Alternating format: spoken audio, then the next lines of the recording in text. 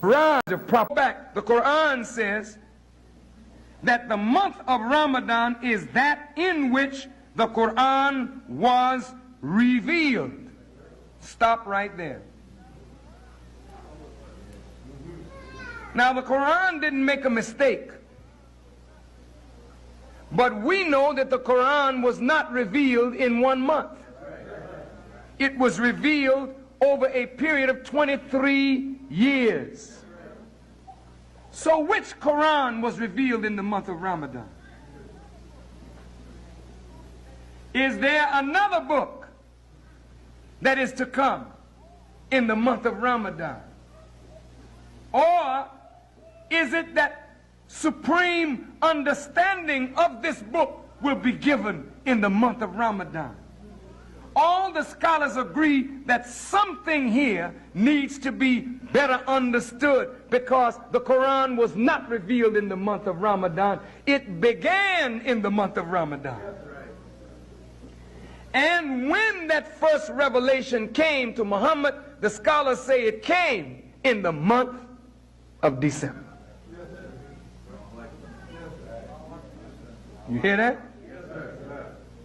If you can't go the whole 30 days with us, take one. If you get by one, try two. During the daylight hours from sun up, don't put anything in your mouth. No water, no food. If you feel that you're going to be famished, get up before the sun rises. Get up at around 5:30. And if you feel like you need something, make you something then. It's permissible. But if I were you, I would need food then. I would take me a nice herbal tea, water, and juice. And when the sun or the day begins to break, stop. When it's dark again, and eat. That discipline all day long. Think about it.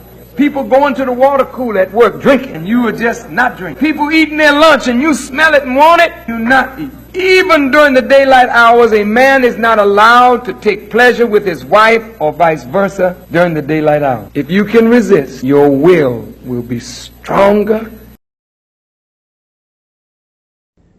And so now, as we read this Quran, we are enlightened by its beauty, the majesty of these ayats. And you would not know that unless you are reading the Quran as we are instructed to do. If you don't mind, I'd like to say something about Ramadan. This is a very sacred month. Not just a month of fasting, but a month of challenging ourselves in a way that after this month, when we take the Eid prayer and feast of joy, after having struggled to complete our 30 days, it brings us to a new day, a new year of our Islam. And so I want to say to those who tried, we thank Allah for you, and you are the beneficiaries of your striving. Ramadan Mubarak. Ramadan Mubarak. We are on part 17, day number 17. Sister Alexia, you ready with the screen share? All right, there we go. Let us give us about 1 minute to pull that up. We are going to be on page 647. For those who have the Maulana Muhammad Ali version, we're going to be on page 647. Let me get it on the screen for you guys on YouTube. Give me 1 second here.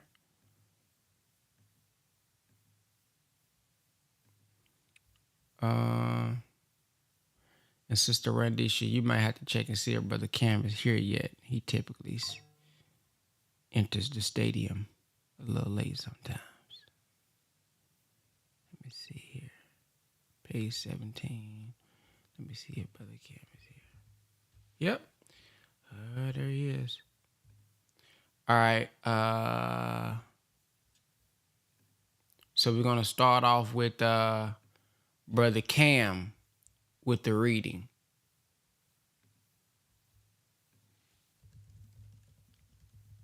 You ready? Yes, sir. Can you hear me? Yes, sir. All right. Chapter 21. Chapter 21, the prophets. Why I keep saying section 21? Sorry. Chapter 21, section 1. Judgment approaches. In the name of Allah, the beneficent, the merciful. Their reckoning draws nigh to men, and they turn away in heedlessness. There comes not to them a new reminder from their Lord, but they hear it while they sport, their hearts trifling, and they, the wrongdoers, counsel in secret. He is nothing but a mortal like yourselves. Will you then yield to enchantment while you see? He said, my Lord knows every utterance in the heaven and the earth, and he is the hearer, the knower. Nay, say they, medleys of dreams. Nay, he has forged it. Nay, he is a poet. So let him bring to us a sign such as the former prophets were sent with. Not a town believed before them which we destroyed. Will they then believe? And we sent not before thee any but men to whom we sent revelation. So ask the followers of the reminder if you know not. Nor did we give them bodies not eating food, nor did they abide. Then we made our promise good to them. So we delivered them and whom we pleased, and we destroyed the extravagant. Certainly we have revealed to you a book which will give you eminence. Do you not then understand? Section 2. Truth always triumph. And how many a town which was iniquitous did we demolish, and we raised up after it another people. So when they felt our might, lo, they began to flee from it. Flee not and return to the easy lives which you led, and to your dwellings that you may be questioned. They said, oh, woe to us! Surely we were unjust. And this cry of theirs ceased not till we made them cut off, extinct. And we created not the heaven and the earth and what is between them for sport. Had we wished to take a pastime, we would have taken it from before ourselves. By no means would we do so. Nay, we hurl the truth against falsehood, so it knocks out its brains, and lo, it vanishes. And woe to you for what you describe. And to him belongs whoever is in the earth and to him belongs whoever is in the heavens and the earth, and those who are with him are not too proud to serve him, nor are they weary. They glorify him night and day. They flag not. Or have they taken gods from the earth who give life? If there were in them gods besides Allah, they would both have been in disorder. So glory be to Allah, the Lord of the throne, being above what they describe. He cannot be questioned as to what he does, and they will be questioned. Or have they taken gods besides him? Say, bring your proofs. This is the reminder of those with me and the reminder of those before me. Nay, most of them know not the truth, so they turn away. And we sent no messenger before thee, but we revealed to him that there is no God but me, so serve me. And they say the beneficent has taken to himself a son. Glory be to him. Nay, they are honored servants. They speak not before he speaks, and according to his command they act.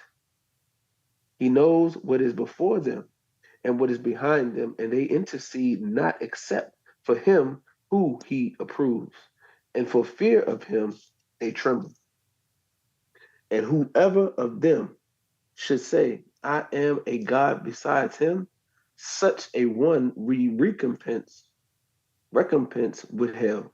Thus we reward the unjust.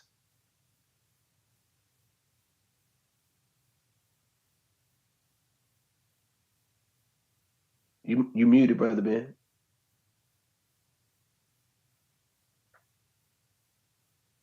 Can anybody hear brother Ben? I can't hear him. No, sir. No, sir. I No, can't sir. hear him. No, sir. No, sir. No, sir. Oh, okay, brother Khalil. Yes, sir. Section 3, Truth of Revelation. Do not those who disbelieve see that the heavens and the earth were closed up? So we rent them, and we made from water everything living. Will they not then believe? And we made firm mountains in the earth, lest it be convulsed with them. And we made it wide ways, that they might follow a right direction. And we have made the heaven a guarded canopy, yet they turn away from its signs. And he it is who created the night and the day, and the sun and the moon, all float in orbits. And we granted abiding forever to no mortal before thee. If thou diest, will they abide? Every soul must taste of death, and we test you by evil and good by way of trial. And to us you are returned. And then those who disbelieve see thee. They treat thee not but with mockery. Is this he who speaks of your gods? And they deny when the beneficent God is mentioned. Man is created of haste, so soon will I show you my signs, so ask me not to hasten them. And they say, when will this threat come to pass, if you are truthful? If those who disbelieve but knew the time when they will not be able to ward off the fire from their faces, nor from their backs, and they will not be helped. Nay, it will come to them all of a sudden and confound them, so they will not have the power to avert it, nor will they be respited. And messengers before thee were indeed mocked. So there befell those of them who scoffed, that were at they scoffed. Section 4, Allah deals with men mercifully. Say, who guards you by night and by day from the beneficent? Nay, they turn away at the mention of their Lord. Or have they gods who can defend them against us? They cannot help themselves, nor can they be defended from us. Nay, we gave provision to these and their fathers until life was prolonged to them. See they not then that we are visiting the land, curtailing it of its sides? Can they then prevail? Say, I warn you only by revelation, and the deaf hear not the call when they are warned. And if I blast off the chastisement of thy Lord were to touch them, they would say, oh, woe to us! Surely we are unjust. And we will and we will set up a just balance on the day of resurrection, so no soul will be wronged in the least. And if there be the weight of a grain of mustard seed, we will bring it. And sufficient are we to take account. And certainly we gave Moses and Aaron the criterion and a light and a reminder for those who keep from evil, who fear their Lord in secret, and are fearful of the hour. And this is a blessed reminder, which we have revealed. Will you then deny it? Brother Russell.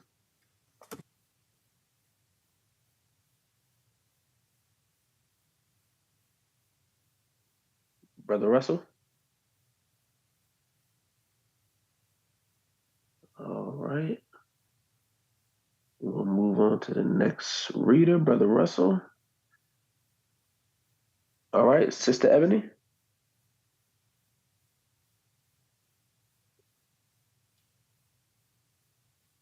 Sister Ebony? Um, Abraham is delivered. Sorry, section 5. Abraham is delivered. And certainly we gave Abraham his rectitude before, and we knew him well. When he said to his sire and his people, "What are these images to whose worship you cleave?" They said, "We found our fathers worshiping them." He said, "Certainly you have been, you and your fathers, in manifest error." They said, "Hast thou brought us the truth, or art thou of the jesters?" He said, "Nay, your Lord is the Lord of the heavens and the earth, who created them, and I am of those who bear witness to this. And by Allah, I will certainly plan against your idols after you go away, turning your backs." So he broke them into pieces, except the chief of them, that happily they might return to it. They said, "Who has done this to our gods? Surely he is one of the unjust." They said, "We heard a youth who is called Abraham speak of them." They said, "Then bring him before the people's eyes, perhaps they may bear witness." They said, "Hast thou done this to our gods, O Abraham?" He said, "Surely someone has done it. The chief of them is this. So ask them if they can speak." Then they turned to themselves and said, "Surely you yourselves are wrongdoers." Then they were made to hang down their heads. "Thou knowest indeed that they speak not." He said, "Serve you. He said, "Serve you, then besides Allah, what does he said, "Serve you, then besides Allah, what does you no good nor harms you? Fire on you and on what you serve besides Allah. Have you no sense?" They said, "Burn him. Help your gods if you are going to do anything." We said, "O fire, be coolness and peace for Abraham." And they intended a plan against him, but we made them the great losers. And we delivered him and Lot, directing them to a land which we had blessed for the nations. And we gave him Isaac and Jacob, a son's son, and we made them all good. And we made them leaders who guided people by our command. And we revealed to them the doing of good and the keeping up of prayer and the giving of alms, and us alone they served. And to Lot we gave him wisdom and knowledge, and we delivered him from the town which wrought abomination. Surely they were an evil people, transgressors. And we admitted him to our mercy. Surely he was of the righteous. Section 6. Allah always delivers prophets. And Noah, when he cried aforetime, so we answered him, and delivered him and his people from the great calamity. And we helped him against the people who rejected our messages. Surely they were an evil people, so we drowned them all. And David and Solomon, when they gave judgment concerning the field, when the people's sheep stayed therein by night, and we were bearers of witness to the judgment. So we made Solomon to understand it, and to each of them we gave wisdom and knowledge. And we made the mountains, declaring our glory, and the birds subservient to David, and we were the doers. And we taught him the making of coats of mail for you, to protect you in your wars. Will you then be grateful? And to Solomon we subdued the wind blowing violent, pursuing its course by his command to the land which we had blessed, and we are ever knowing of all things. And of the devils there were those who dived for him and did other work besides that, and we kept guard over them. And Job, when he cried to his Lord, distress has afflicted me, and thou art the most merciful of those who show mercy. So we responded to him and removed the distress he had, and we gave him his people, and the like of them with them, a mercy from us, and a reminder to the worshippers. And Ishmael and Idris and Dual Kulful, all were of the patient ones, and we admitted them to our mercy. Surely they were of the good ones. And Dual Nun, when he went away in wrath, and he thought that we would not straighten him. So he called out among the afflictions, there is no God but thou. Glory be to thee. Surely I am the sufferers of loss. So we responded to him and delivered him from grief, and thus do we deliver the believers. And Zacharias, when he cried to his Lord, my Lord, leave me not alone, and thou art the best of inheritors. So we responded to him and gave him John, and made his wife fit for him.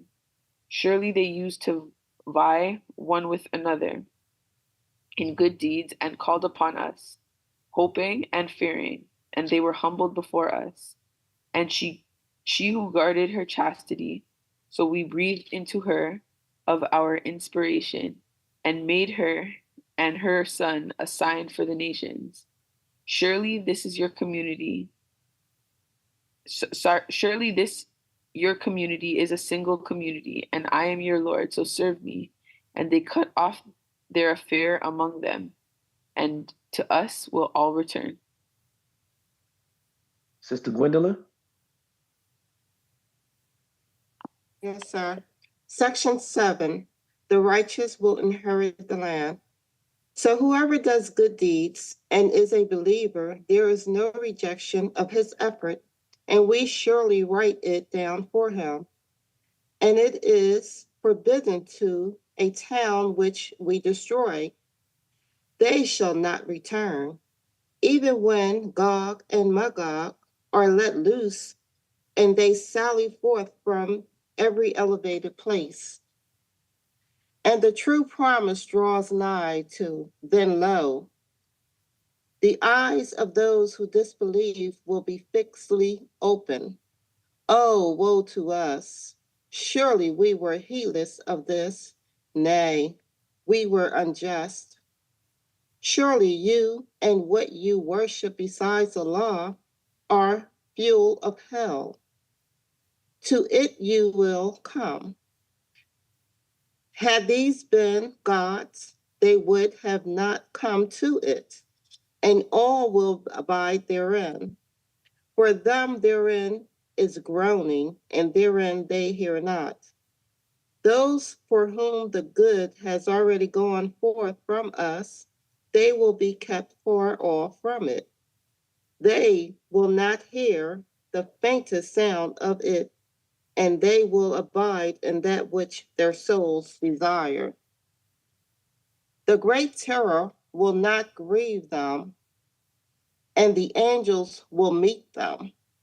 This is your day which you were promised, the day when we roll up heaven like the rolling up of the scroll of writings.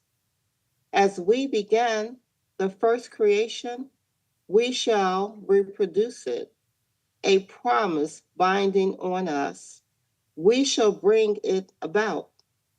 And certainly we wrote in the book after the reminder that that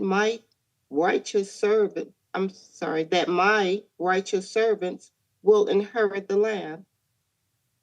Surely in this is a message for a people who serve us. And we have not sent thee but as a mercy to the nations. Say, it is only revealed to me that your God is one God. Will you then submit? But if they turn back, say, I have warned you in fairness, and I know not whether that which you are promised is near or far. Surely he knows what is spoken openly, and he knows what you hide. And I know not if this may be a trial for you and a provision till a time, He said, My Lord, judge thou with truth, and our Lord is the beneficent, whose help is sought against what you ascribe to him. Chapter 22, the pilgrimage. Section 1, the judgment. In the name of Allah, the beneficent, the merciful, O people, keep your duty to your Lord. Surely the shock of the hour is a grievous thing. The day you see it, every woman giving suck will forget her suckling, and every pregnant one will lay down her burden. And thou wilt see men as drunken, yet they will not be drunken, but the chastisement of Allah will be severe. And among men is he who disputes about Allah without knowledge and follows every rebellious devil. For him it is written that whoever takes him for a friend, he will lead him astray and conduct him to the chastisement of the burning fire. O people, if you are in doubt about the resurrection, then surely we created you from dust, then from a small life germ, then from a clot, then from a lump of flesh, complete in the making and incomplete, that we may make clear to you, and we cause what we please to remain in the wombs till an appointed time. Then we bring you forth as babies, then that you may attain your maturity. And of you is he who is caused to die, and of you is he who is brought back to the worst part of life, so that after knowledge he knows nothing. And thou seest the earth barren, but when we send down thereon water, it stirs and swells and brings forth a beautiful growth of every kind. That is because Allah, He is the truth, and He gives life to the dead, and He is possessor of power over all things. And the hour is coming, there is no doubt about it, and Allah will raise up those who are in the graves. And among men, he is who disputes about Allah without knowledge and without guidance and without an illuminating book, turning away haughtily to lead men astray from the way of Allah. For him is disgrace in this world, and on the day of resurrection, we shall make him taste the punishment of burning. This is for that which thy two hands have sent before, and Allah is not in the least unjust to the servants.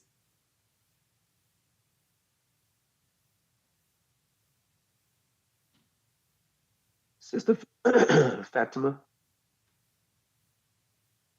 Section 2, certainly of divine help. And among men is he who serves Allah, standing on the verge, so that if good befalls him, he is satisfied therewith. But if a trial afflicts him, he turns back headlong. He loses this world and the hereafter. This is a manifest loss. He calls besides Allah on that which harms him not, nor benefits him, that is straying far. He calls on him whose harm is nearer than his benefit, certainly an evil guardian and an evil associate. Surely Allah causes those who believe and do good deeds to enter gardens wherein flow rivers. Allah indeed does what he pleases. Whoever thinks that Allah will not assist him in this life and the hereafter, let him raise himself by some means to the heaven. Then let him cut it off. Then let him see if his plan will take away that at which he is enraged. And thus have we revealed it, clear arguments. And Allah guides whom he will, those who believe and those who are Jews and the Sabians and the Christians and the Magians. and the polytheists. Surely Allah will decide between them on the day of resurrection. Surely Allah is witness over all things. Seest thou not that to Allah makes submission whoever is in the heavens and whoever is in the earth, and the sun and the moon and the stars, and the mountains and the trees, and the animals, and many of the people, many there are to whom chastisement is due. And he whom Allah abases, none can give him honor. Surely Allah does what he pleases. Prostration. These are two adversaries who dispute about their Lord. So those who disbelieve, for them are cut out garments of fire. Boiling water will be poured out over their heads. With it will be melted what is in their bellies, in their skins as well. Excuse me. And for them are whips of iron whenever they desire to go forth from it, from grief. They are turned back into it, and it is said, taste the chastisement of burning. Section 3, believers are triumphant. Surely Allah will make those who believe and do good deeds enter gardens wherein flow rivers.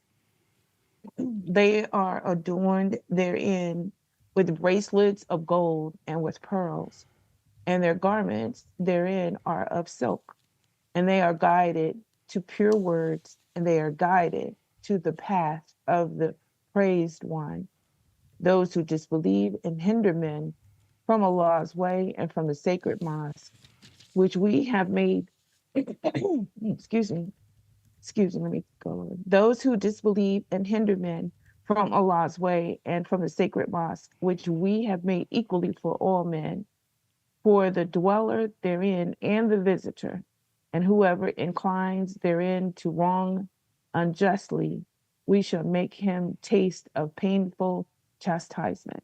Allahu Akbar. Sister Fran.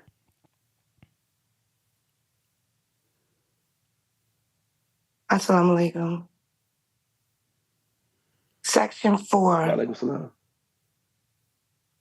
And when we pointed to Abraham the place of the house, saying, associate not with me, and purify my house for those who make circuits and stand to pray and bow and prostrate themselves, and proclaim to men the pilgrimage, they will come to thee on foot and on every lean camel coming from every remote path, that they may witness benefits provided for them and mention the name of Allah on appointed days over what he has given them of the cattle quadrupeds. Then eat of them and feed the distressed one, the needy. Then let them accomplish their needful acts of cleansing, and let them fulfill their vows and go round the ancient house. That shall be so. And whoever respects the sacred ordinances of Allah, it is good for him with his Lord. And the cattle are made lawful for you, except that which is recited to you. So shun the filth of the idols and shun false words. Being upright for Allah, not associating aught with him. And whoever associates aught with Allah, it is as if he had fallen from on high, then the birds had snatched him away, or the wind had carried him off to a distant place. That shall be so. And whoever respects the ordinances of Allah, this is surely from the petty of hearts. Therein are benefits for you for a term appointed. Then their place of sacrifice is the ancient house. Section 5, sacrifices. And for every nation we appointed acts of devotion, that they might mention the name of Allah on what he has given them of the cattle quadrupeds. So your God is one God. Therefore, to him should you submit, and give good news to the humble, whose hearts tremble when Allah is mentioned, and who are patient in their afflictions, and who keep up prayer and spend of what we have given them. And the camels, we have made them of the signs appointed by Allah for you. For you therein is much good. So mention the name of Allah on them standing in a row. Then when they fall down on their sides, eat of them and feed the contented one and the beggar. Thus have we made them subservient to you, that you may be grateful. Not their flesh nor their blood reaches Allah, but to him is acceptable observance of duty on your part. Thus has he made them subservient to you, that you may magnify Allah for guiding you aright, and give good news to those who do good to others. Surely Allah defends those who believe. Surely Allah loves not anyone who is unfaithful, ungrateful.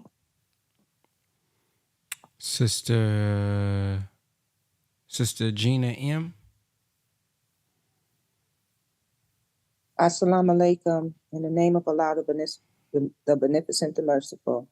Section 6, Believers permitted to fight. Permission to fight is given to those on whom war is made, because they are oppressed. And surely Allah is able to assist them. Those who are driven from their homes without a just cause, except that they say, our Lord is Allah. And if Allah did not repel some people by others, cloisters and churches and synagogues and mosques in which Allah's name is much remembered, would have been pulled down. And surely Allah will help him who helps him. Surely Allah is strong, mighty. Those who, if we establish them in the land, will keep up prayer and pay the poor rate and enjoin good and forbid evil. And Allah's is the end of affairs. And if they reject thee, already before them did the people of Noah and Ad and Thamud reject prophets, and the people of Abraham and the people of Lot, and the dwellers of Midian and Moses too, who rejected. But I gave respite to the disbelievers, then I seized them. So how severe was my disapproval?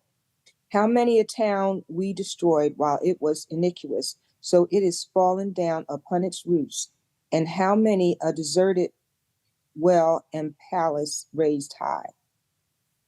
Have they not traveled in the land so that they should have hearts with which to understand, or ears with which to hear? For surely it is not the eyes that are blind, but blind are the hearts which are in the breast. And they ask thee to hasten on the chastisement, and Allah no one means fails in his promise. And they ask thee to hasten on the chastisement, and Allah by no means fails in his promise. And surely a day with thy Lord is as 1,000 years of what you reckon. And how many a town to which I gave respite while it was unjust, then I seized it, and to me is the return. Section 7, Opposition to the Prophet. Say, O people, I am only a plain warner to you. So those who believe and do good, for them is forgiveness and an honorable sustenance. And those who strive to oppose our messages, they are the inmates of the flaming fire. And we never sent a messenger or a prophet before thee, but when he desired. The devil made a suggestion respecting his desire, but Allah annuls that which the devil casts.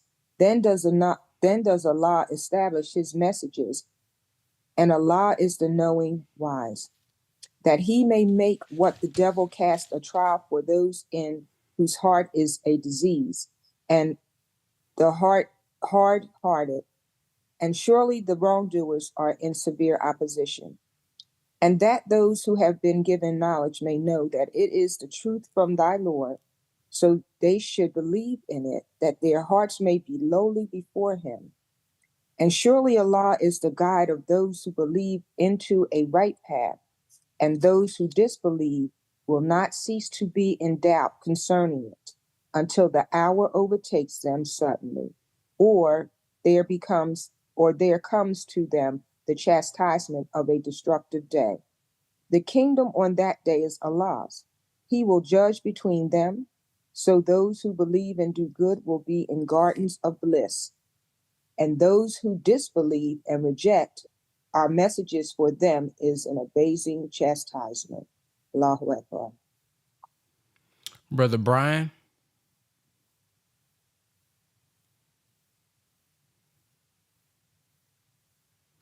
Dr. K. Section 8, the faithful. Go ahead, Brother Brian. Section 8, the faithful shall be established, and those who flee in Allah's way and are then slain or die, Allah will certainly grant them a goodly sustenance. And surely Allah is the best of providers. He will certainly cause them to enter a place which they are pleased with, and surely Allah is knowing, forbearing. That is so, and whoever retaliates with the like of that which he is afflicted and he is oppressed, Allah will certainly help him. Surely Allah is pardoning and forgiving. That is because Allah causes the night to enter into the day and causes the day to enter into the night. And because Allah is hearing, seeing. That is because Allah is the truth and that which they call upon besides him. That is the falsehood. And because Allah, he is the high, the great. Seest thou not that Allah sends down water from the clouds, then the earth becomes green? Surely Allah is knower of substantialities, aware. To him belongs whatever is in the heavens and whatever is in the earth. And surely Allah, he is the self-sufficient, the praised. Section 9, divine mercy and dealing with men. Seest thou not that Allah has made subservient to you all that is in the earth and the ships gliding in the sea by his command? And he withholds the heavens from falling on the earth except with his permission. Surely Allah is compassionate, merciful to men. And he it is who brings you to life. Then he causes you to die. Then he will bring you to life. Surely man is ungrateful. To every nation we appointed acts and devotion, which they observe, so let them not dispute with thee in the matter. And call to thy Lord, surely thou art on a right guidance. And if they content with thee, say, Allah best knows what you do. Allah will judge between you on the day of resurrection, respecting that in which you differ. Knowest thou not that Allah knows what is in the heavens and the earth? Surely this is in a book that is surely easy to Allah. And they serve besides Allah, that for which he has not sent any authority, and of which they have no knowledge, and for the unjust there is no helper. And when our clear messages are recited to them, thou wilt notice a denial on the faces of those who disbelieve. They almost attack those who recite to them our messages.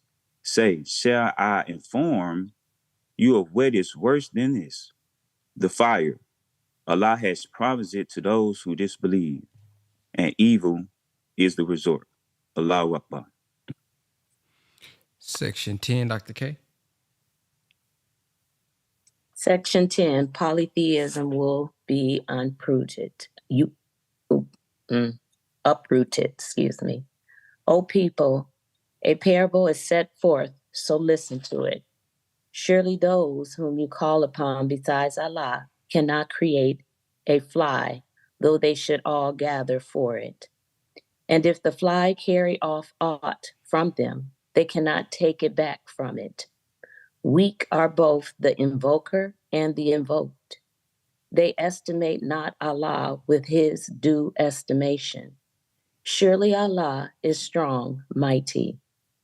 Allah chooses messengers from angels and from men. Surely Allah is hearing, seeing. He knows what is before them and what is behind them. And to Allah are all affairs returned. O you who believe, bow down and prostrate yourselves and serve your Lord, and do good that you may succeed.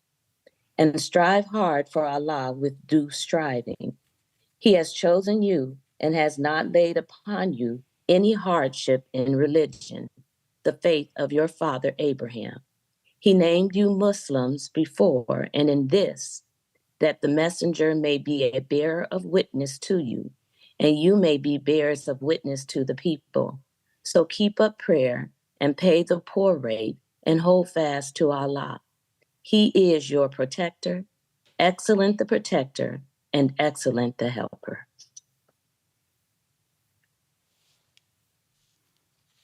Are we stopping there? Do I keep going? Nope, that's it. That's part 17. Yeah. All right. Part 17. All right, brothers and sisters. If you have anything that stands out to you that you would like to share, go ahead and press the number 1 at this time. Go ahead and press the number 1 at this time.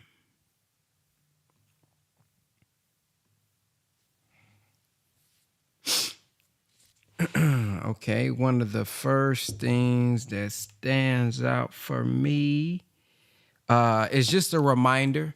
I know we have hopefully saw that the propaganda that's out there is wrong due to what we have already read about, being aggressive and Muslims fighting and all this. But we see right here in section 6, believers permitted to fight. It says permission to fight is given to those on whom war is made because they are oppressed, and surely Allah is able to assist them. So again, just another, tool in your toolbox when people in movies and all this type of stuff say, oh, well, Muslims they just blow people up and they just do this because you're a disbeliever and they just do this. No, it's clear, very clear. It is in retaliation. It is in self-defense.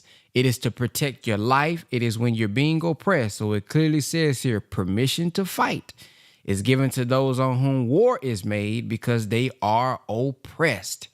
And it says fight in the way of Allah many times in the Quran. And we are taught that Allah hates the aggressor.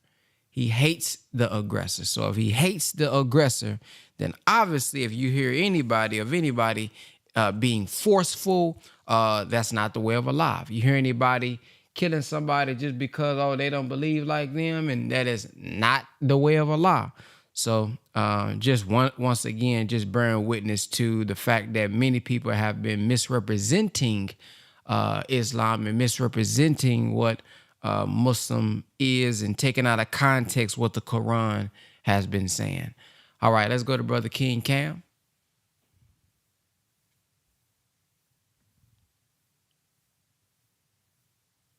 Assalamu alaikum.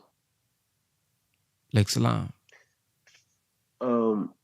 One of the verses that stood out to me was in chapter 22, Surah 78.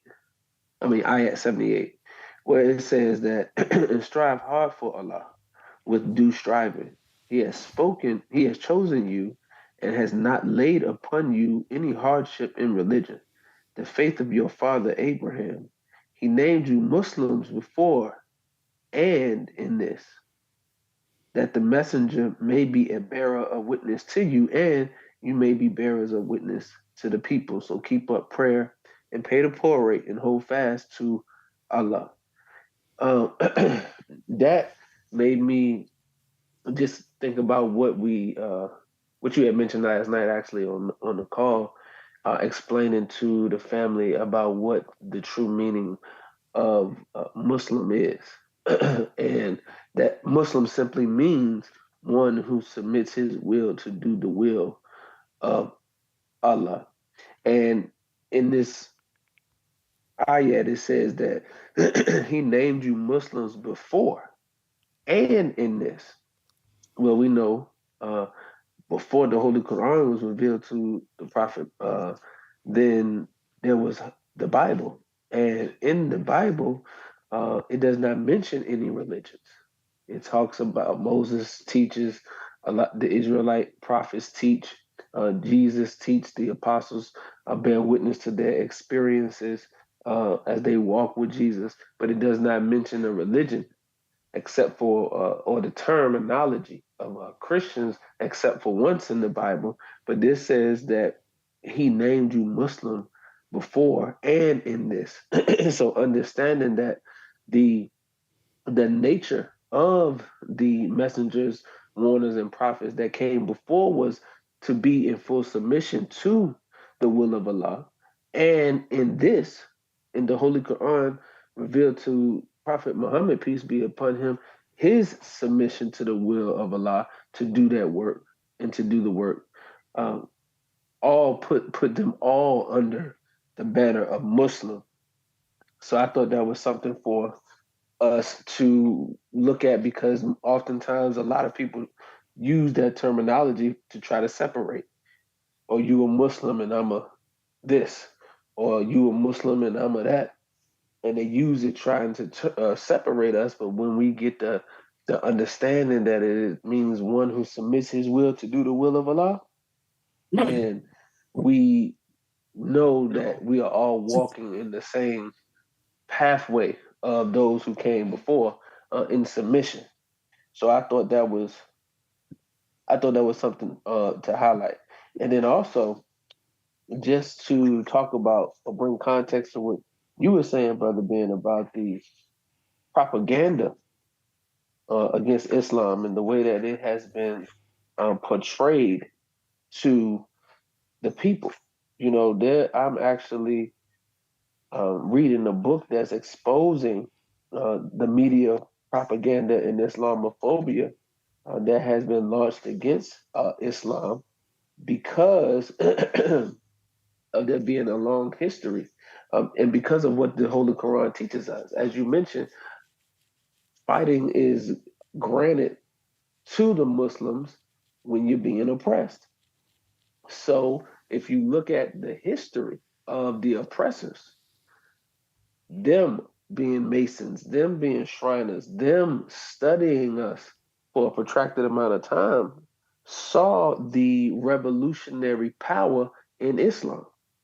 Many of our forefathers who were brought to the West were Muslims. Many of the people they encountered in the Caribbean were Muslims. So what they don't highlight in the history is a lot of the the rebellions and the resistance and the fights that took place, which were often led by Muslims fighting against oppression. But they don't highlight that. They try to keep that covered. And then the only time they bring up Islam is to make it seem like, as Brother Ben mentioned, that it would make it seem like we're strapping bombs to ourselves and all of those different things like that. So it is very, very important that we understand exactly what Islam is. And I want to just read something as well. Uh, it says, and I'm reading from Exposing the War Against Islam by Elia Rashad. And it says, as Europeans sallied across the globe to subdue and conquer the darker nations, they found a new world in the Western Hemisphere, the Americas. As they came to the West and found darker skinned natives, they enacted some of the most malevolent acts of genocide against the Native American Indians, using outright violence as well as acts of biological warfare, spreading smallpox and other diseases to kill off the indigenous people. While killing the Indians, the treacherous early American colonies were involved in the most heinous acts of kidnapping tens of millions of black Africans, bringing them to the Americas to be tortured, maimed, raped, and enslaved as chattel property of the white man for several centuries. America became the citadel for white conquest over the indigenous people of the earth, and Islam was never to be accepted in such a nation ruled by white supremacy. So again, Islam it fights against all acts of oppression, slavery, misogyny, and uh, and disagreements. And this is why you see the propaganda that's put out today against Islam. Assalamu alaikum. Wa alaikum salam. Sister Shireen. Assalamu alaikum and Ramadan Mubarak. Wa alaikum salam. Let's see. Oh, Surah 22, verse 30. And this is where Allah is saying the cattle are made lawful for you except that which is recited to you. So shun the filth of the idols and shun false words. What caught my eye was shun the filth of idols. So Allah is calling the idols filthy, and I guess to add on to what Brother King Cam just said, how they misrepresent Islam and they make it seem like it's just this savage, crazy, kill people religion. I don't know if anybody's aware of what they're doing over in India, but a lot of the Muslims over there are being attacked and oppressed. And India is a country where they have many, many, many, many idols and gods. And the revelation of the Holy Quran comes after the other religions, the Hinduism, Buddhism, Judaism, Christianity. So the Quran comes after all these other faiths have been established, but Islam had been established. But those faiths had come along because they deviated from the path of Allah. So people think of Islam in terms of its newness in a chronological order, but that's wrong because, as Brother Cam just stated, it's always been, it just hadn't been established with a book, in this context. And so we have to get back to the root of all those other faiths because they just give us a deviation from what Allah established in the beginning. And that's not to put them down. That's just to say you went off the path, and some of the things that you're doing are not in accordance with the way Allah wants things to be. We don't have to kill each other. We don't have to blow each other up and attack one another. But that's what they're doing to the Muslims if they eat beef or if they think they're eating beef. So they have people over there starving to death, but cows are walking around, and they'll kill you if you look at the cow wrong.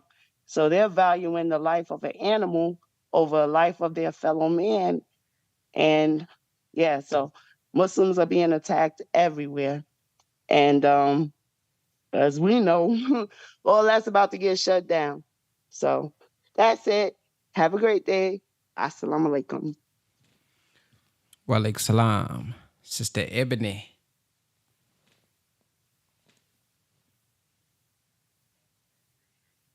Assalamu alaikum. So I'm sorry, I don't want to waste time. I can't find the exact surah, but it was somewhere in section 2, certainty of divine hell. Yeah, but overall, honestly, in this reading, what's what stood out for me is just Allah's promise to those who believe, right? Like yesterday we were speaking about trials and, you know, how we see the hardships that we go through and how we, yeah, just our perception overall. And in this reading, to me, it's like, okay, on the other side of that, Allah like will make us triumphant, will give us, you know, rivers, gardens wherein rivers flow. And it's not because, you know, we just say that. There's a track record, you know. There's a part where he's like, it goes through like basically the prophets and how they went through what they went through, and then Allah in the end, like how he basically came on the back end and, you know, blessed them abundantly. Job specifically, like me personally, going through some of the trials I went through, I related a lot to Job. And because he lost everything, right? Like he lost everything, got sick, all of these things, and he stayed the course. And you know, among all of the rest of them. And I just wanted to share, you know, like yesterday's call was very powerful for me. Because I mentioned it in the chat, but like I woke up just feeling a little bit defeated by just, you know, life and going through what I'm going through. And just hearing, I couldn't really hear the call, so I had to re-listen later on in the day. But after I listened to, you know, Brother Remus, Sister Bridget, Sister Shireen, even Brother Ben X, like just speaking about how we see the trials and like how, you know, we like how could we say we want to be great and how could we say we want to be one of the chosen ones and not want the trial? Like how will we get the wisdom? How will we get the experience? How will we, you know, that how I see it, I think of like being like a wise old granny. Like how will we be a wise old granny if we don't go through anything, right? So that literally like uplifted my spirit so much and caused me to change, like shift my you know, shift my thinking towards, you know, towards that. And I just, you know, another thing is that, you know, a lot Islam is the straight path, right? Sirat al-Mustaqim, that's the straight path. And it's like, for me, how I see that is like sometimes we veer off to the left, to the right, get a little crooked, but it's like we always have a path to come back to, something to like navigate, if you will.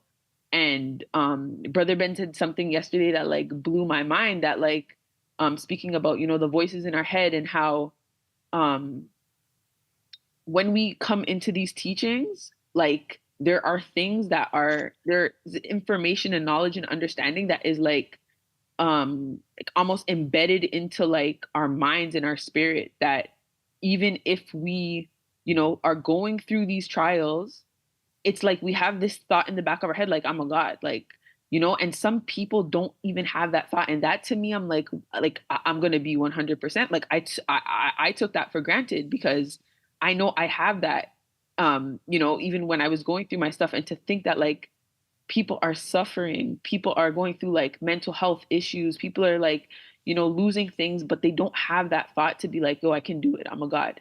Like people who know my story, like look at me and they see me, okay, I have 4 children, I went through this, I went through that, like all this kind of stuff, and they're like, how, like I cannot understand how you are still okay, like how you have this spirit. And I'm like, for me, I'm just like, okay, it's a law, like almost like nonchalant, like, oh, I trust in God.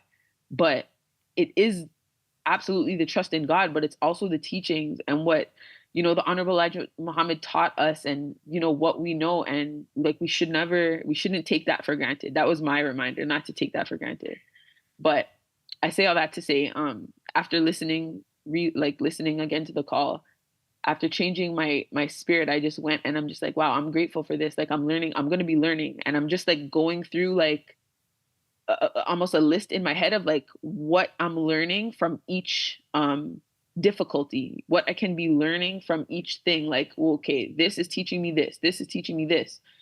And it made me feel so like good, like it uplifted my spirit. And literally I had to go somewhere, and when I came home, I got like almost like a little breakthrough, like a little what do I call it? I'm not sure, but like a little, yeah, I would say a little breakthrough, that I feel like was Allah just showing me like, look, like I got you. You know what I mean? Like don't fret. Like I got you. You're good. You're gonna be good. It's all gonna be good. And I know it doesn't often happen that quickly, when we're going through stuff, but just to know that, our minds are very powerful.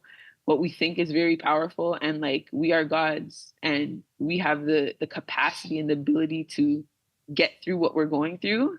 And just this reading today is just a testament that like when we get through, like Allah got us. Like we're gonna be blessed. It's gonna be okay. So yeah, that's what I got.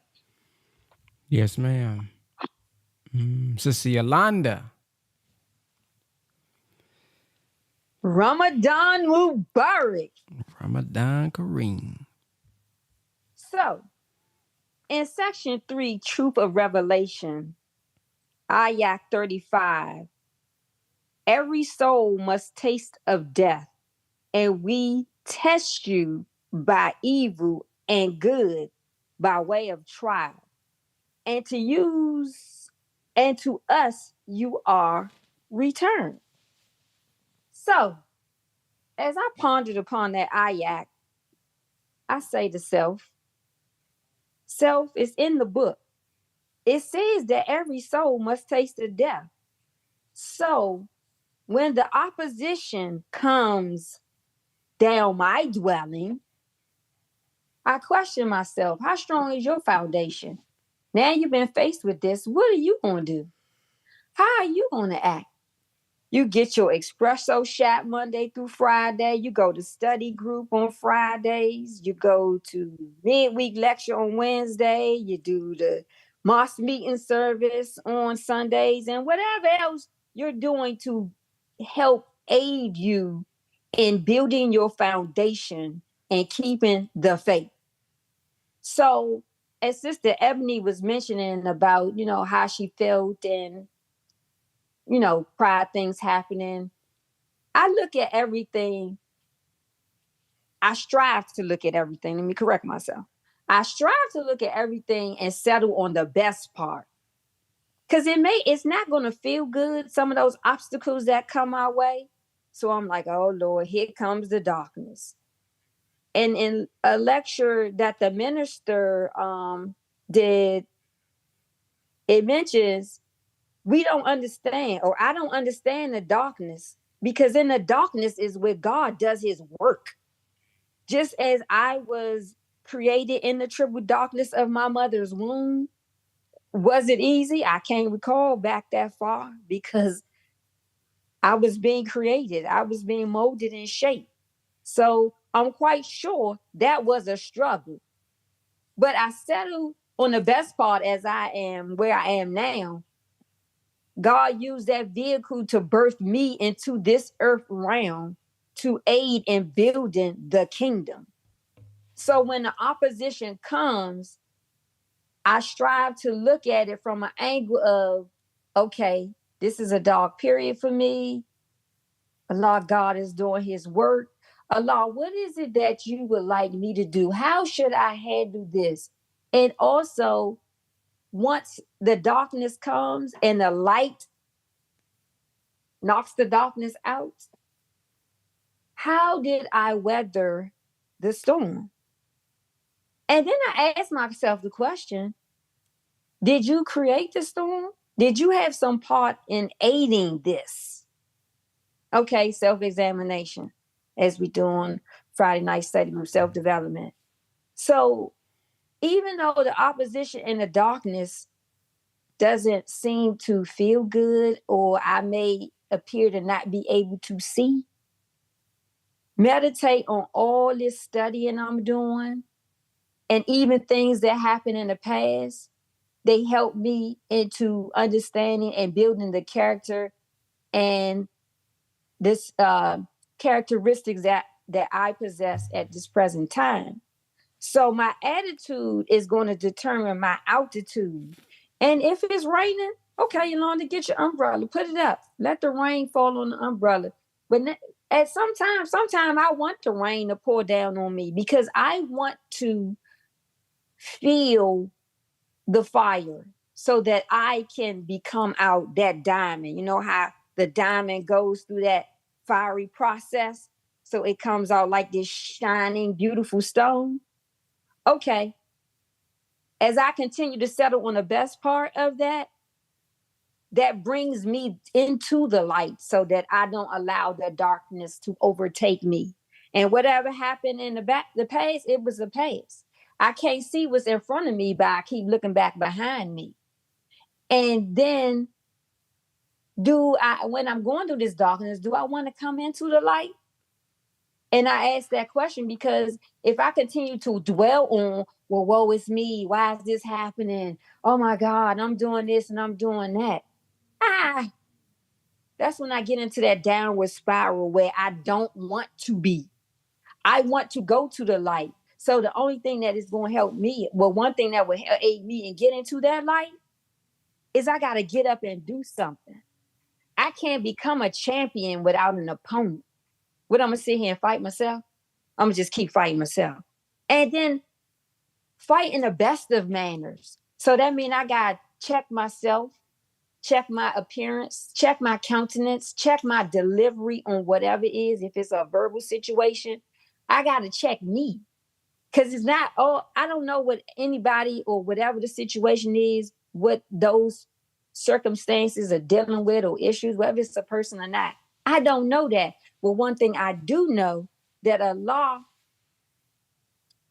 that appeared in the person of Master Fard Muhammad, our exalted Christ, the Honorable Elijah Muhammad, and our messenger Messiah and Jesus in my midst today, the Honorable Minister Louis Farrakhan, all three of them backing me.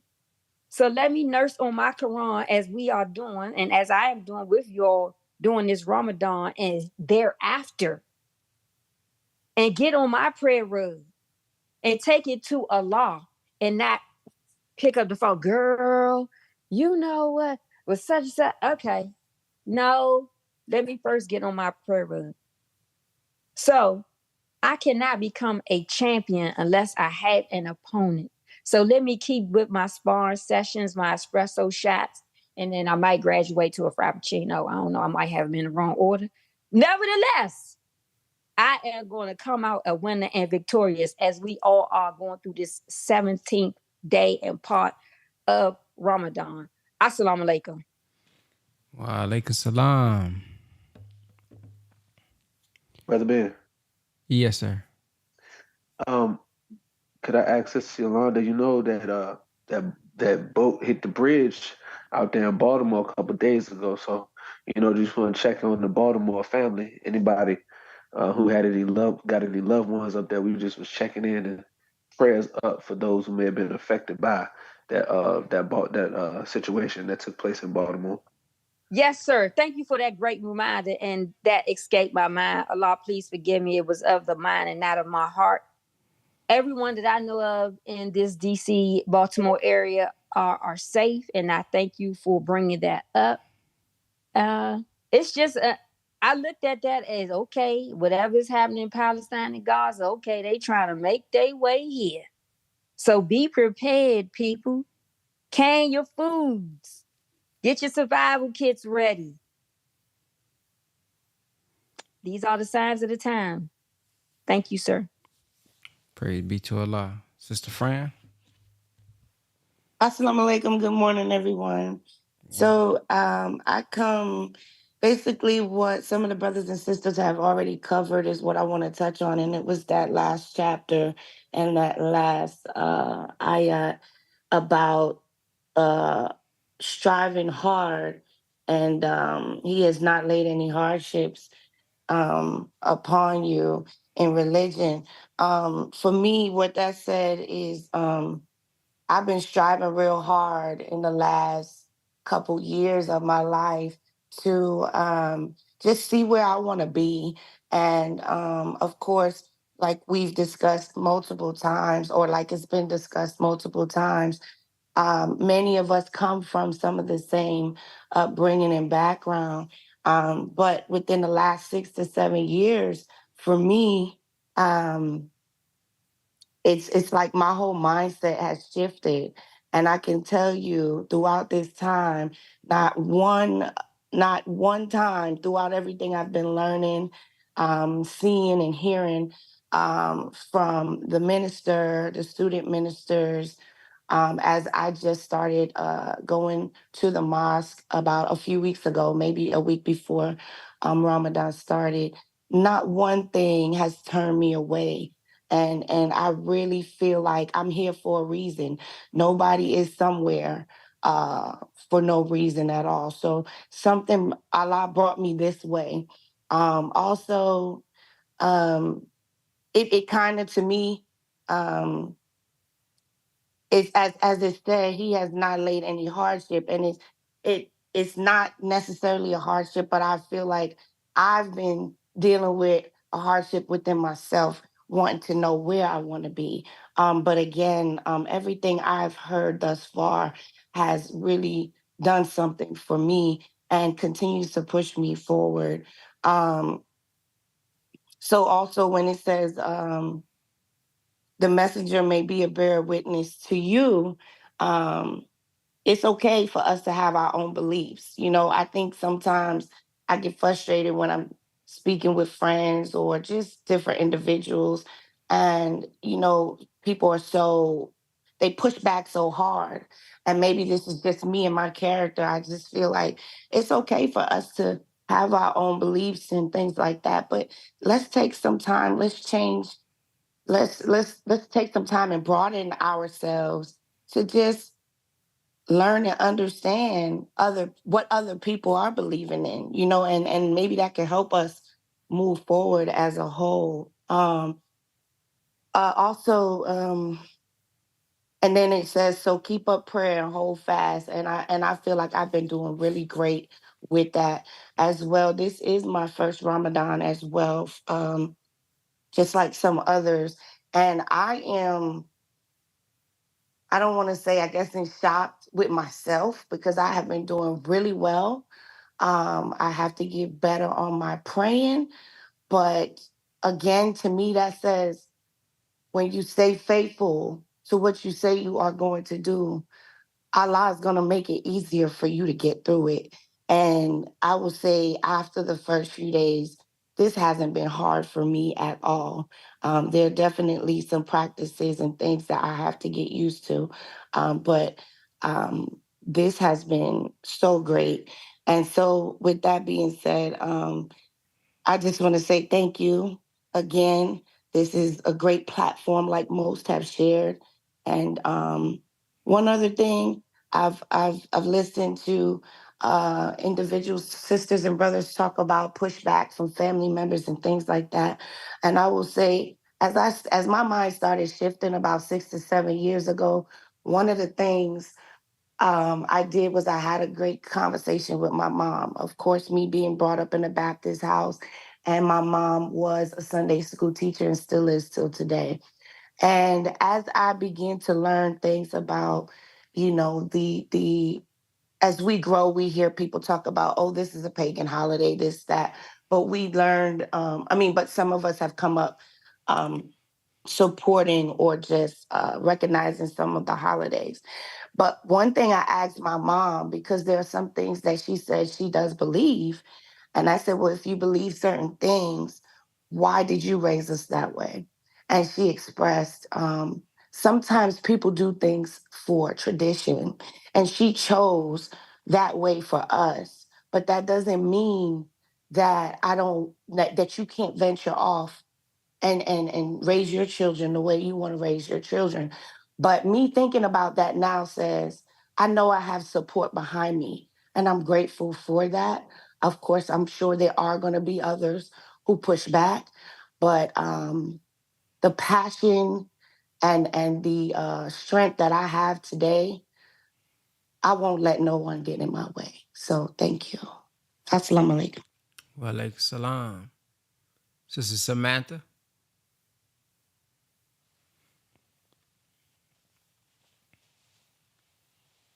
Assalamu alaikum and Ramadan Mubarak. to everyone. Brother Ben, I just want to share. I just want to say thank you so much for starting this platform. Oh, it's restoring me in so many ways. But I just want to share with the Ramadan call. I just want to share with everybody on the call. I was watching the tape of the minister. The name of the tape is The Origin of Blackness. And the minister was saying, so we are made in the image and likeness of God. God is like us and we are like him. He is our originator. But the difference is he is supreme. And I looked up the word supreme and it says superior to all others, highest in rank or authority. And the minister began to say that in Genesis 1 and 26, when God said, let us make man, he said, let us make man. Who is the us here? Then the Holy Quran says, we made man and know what his mind suggests to him. It is God acting through those of us who surrender our will to do his will. So we become Allah. We become the supreme being. And one second. It's saying, so this is your body. So it says, so when the minister says, so then when our arms act and our feet walk and our tongues speak, it is not I walking. It is not I talking. It is God talking through those who surrender to do his will. So that just ties into what we were speaking about last week. A couple of days ago. So I just wanted to share that with the group because I never thought of myself as a supreme being. I never thought of my brothers and sisters as a supreme being. So I'm really grateful for that revelation. And thank you so much, Brother Ben, and your team that is working with you to start in this platform. It means so much. Thank you. Assalamu alaikum. Wa alaikum salam. Brother Daniel. Yes, sir. This is one of my favorite, if I have such, messages. It really touched my soul. I'll start with this verse since she did bring that up. I don't know what exact verse it is, but there's a verse that says, if anyone says that they are a God besides Allah, I don't know if it said chastisement or trouble, but that was condemned. The verse didn't read, if anyone say that they are a God. It strictly said, besides Allah. So that verse is bearing witness that we are Khalifa, that we are reflections of God, and it bear witness to everything that our sister quoted from the Order of Blackness by our father, the Honorable Minister Louis Farrakhan. So it's a blessing that we are reading the Quran as we're reading in Ramadan because it gives us the root of what we're being taught, and we are able to go to these verses and talk to our Muslim family. We know that the Bible is replete with referring to God in the form of a man. So we have what we need. That was very beautiful of that our sister lifted. Also, I thought about the verse that said, when we serve Allah on the verge. I had to look up the word verge, and it's like on the bank, on the edge. I said, what could that really mean? Then I said, oh, it means you kind of doing it at the seat of your pants. You're kind of calling on God when you want to, when you need him, or when you don't think you need him. It reminds me of when Allah says man thinks himself to be self-sufficient. And I could recall where the Honorable Minister Louis Farrakhan said that we can't use Islam like a warm blanket. We only put it on when we cold, but otherwise we don't need it. So I thought that was also powerful. And one last verse was when it said that the messengers that bear witness to the people, and okay, let me get that correct. If somebody can help me out. It's kind of slipping my mind, but it's talking about the message of being a bearer witness of Allah to us, and we being a bearer witness to the messenger. I thought that was very powerful because this is what we are engaged in. And I can't serve Allah on the verge. I can't use Islam as a warm blanket and think that I'm going to bear witness that Allah came, that He raised too. But I'm only using Islam when I believe that I need it. This is a great fight that we're in. We're in a great time of trouble. I'm glad that the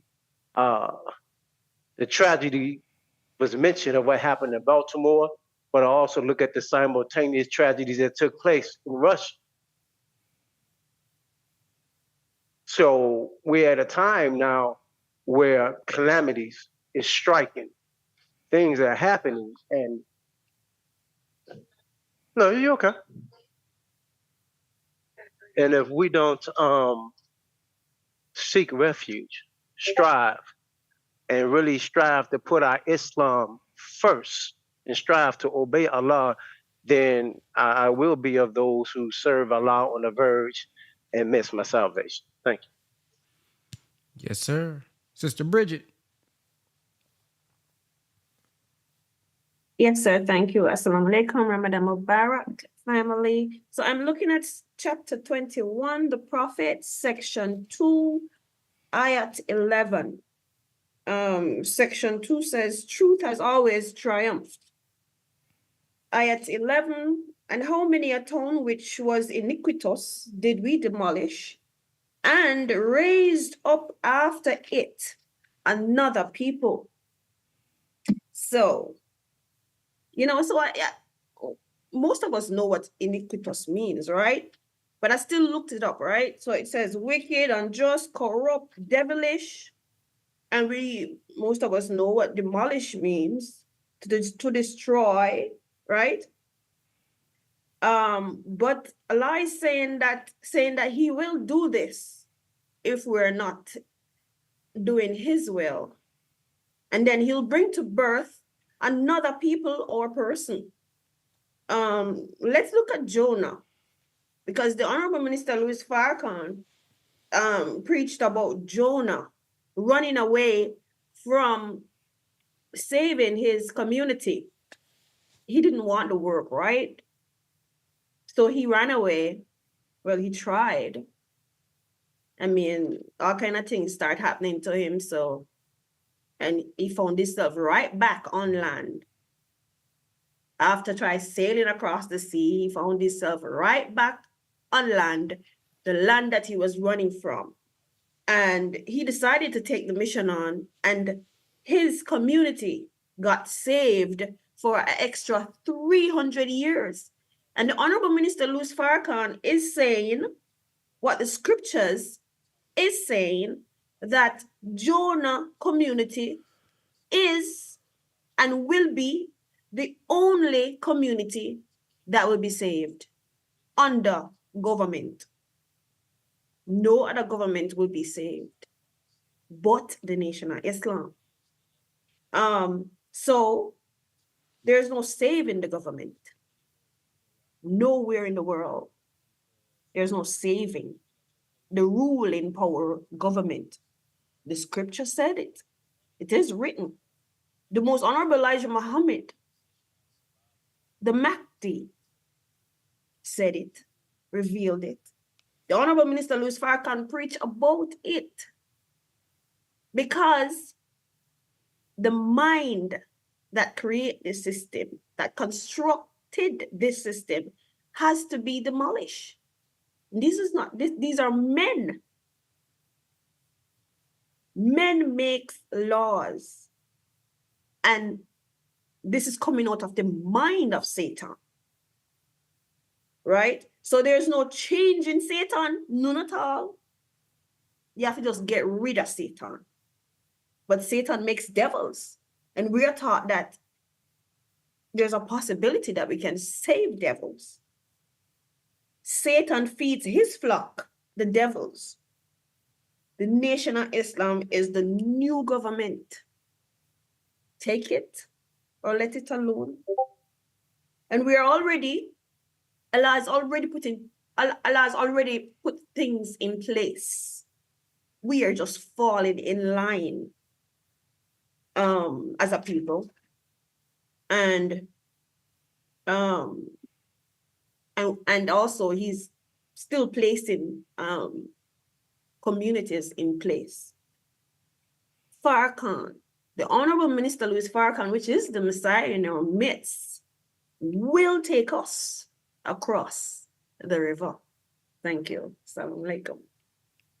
Wa alaikum salam, Brother Anton. Assalamu alaikum. Alaikum salam.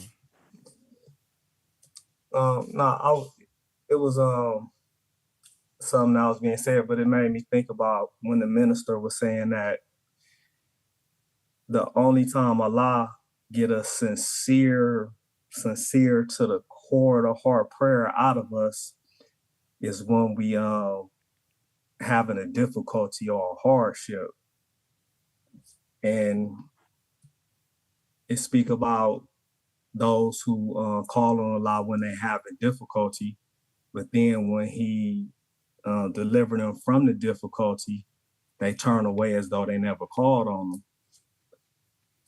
And a lot of times they'll have us look at, they'll throw up the word kafir, but they only associate the word kafir with being an unbeliever. But when it speak about Allah sending a messenger with a message to raise us up and we reject it, when they use kafir in that category, they use the word ungrateful. So we got to make sure we're not falling into being ungrateful, because Allah has given us the for sure truth, like the truth that's a truth beyond a shadow of a doubt. It's a undefeatable truth. And the Honorable Elijah Muhammad, he told us that there is no birth record for the said nation of Islam. So Islam has always been, no matter how they try to put it on a timeline, we know that from our teachings that Islam has always been, and every prophet and messenger that has come throughout the line of time, their only message was Islam, submission. So it's not that the term Islam just jumped up. Nah, even in our lessons, we taught that Arabic was always the original language dating back trillions of years ago. So if Arabic has always been the original language, even though it's throughout time it's been broken off into sub-languages, then we know that terms Islam and Muslim have always been since the beginning. So we just gotta remember our lessons, and then when Allah speak about remembering Allah, it's not that we just remembering God in the sense like, okay, God is present, God is able to help me, God is all powerful. But even in remembering Allah, we gotta remember our difficult points in our life where when we was going through something and then we called on Allah, Allah delivered us. So we know that we have good times and we have bad times. So let's say at one point we're going through good times, everything is progressing, is going the way we want it to go, and then we fall into a difficulty. It's at that point that we not only remember Allah, but we remember how Allah delivered us before from a situation in the past, or brought us through a period of darkness in our life where things wasn't going our way, but we reached a point where things started to look brighter and begin to shine. So it's up to us to always remember them points and be grateful. And that's how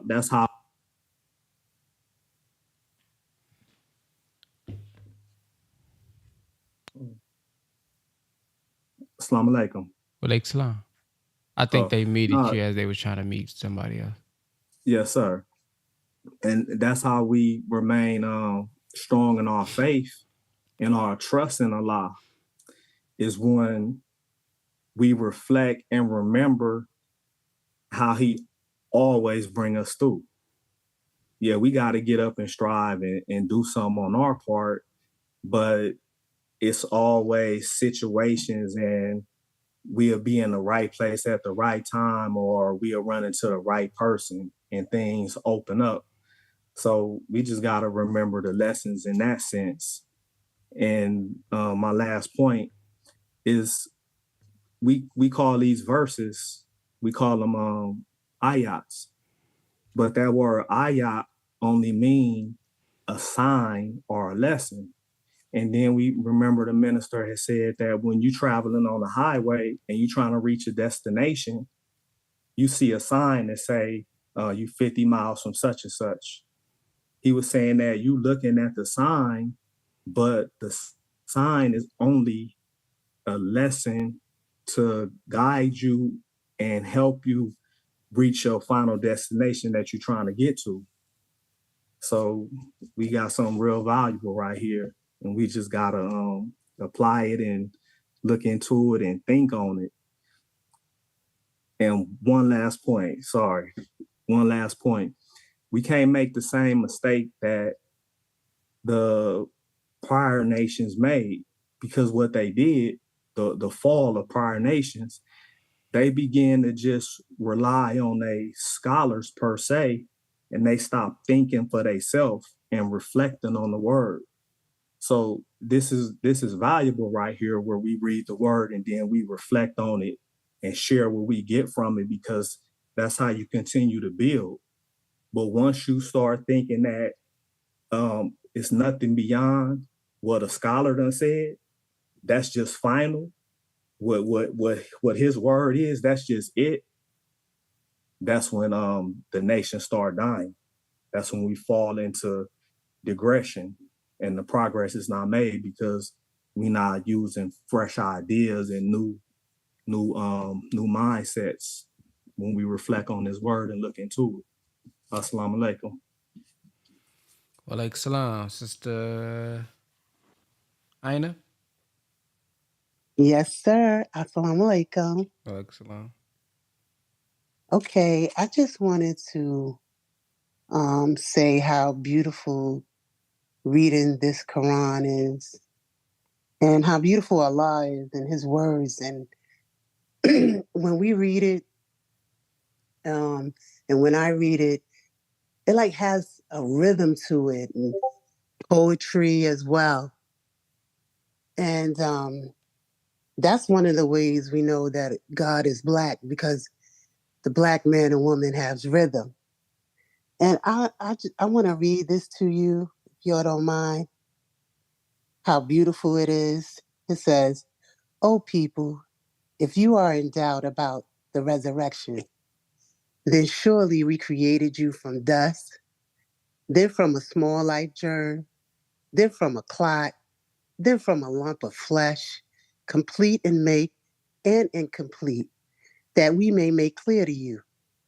And we cause what we please to remain in the wombs till an appointed time.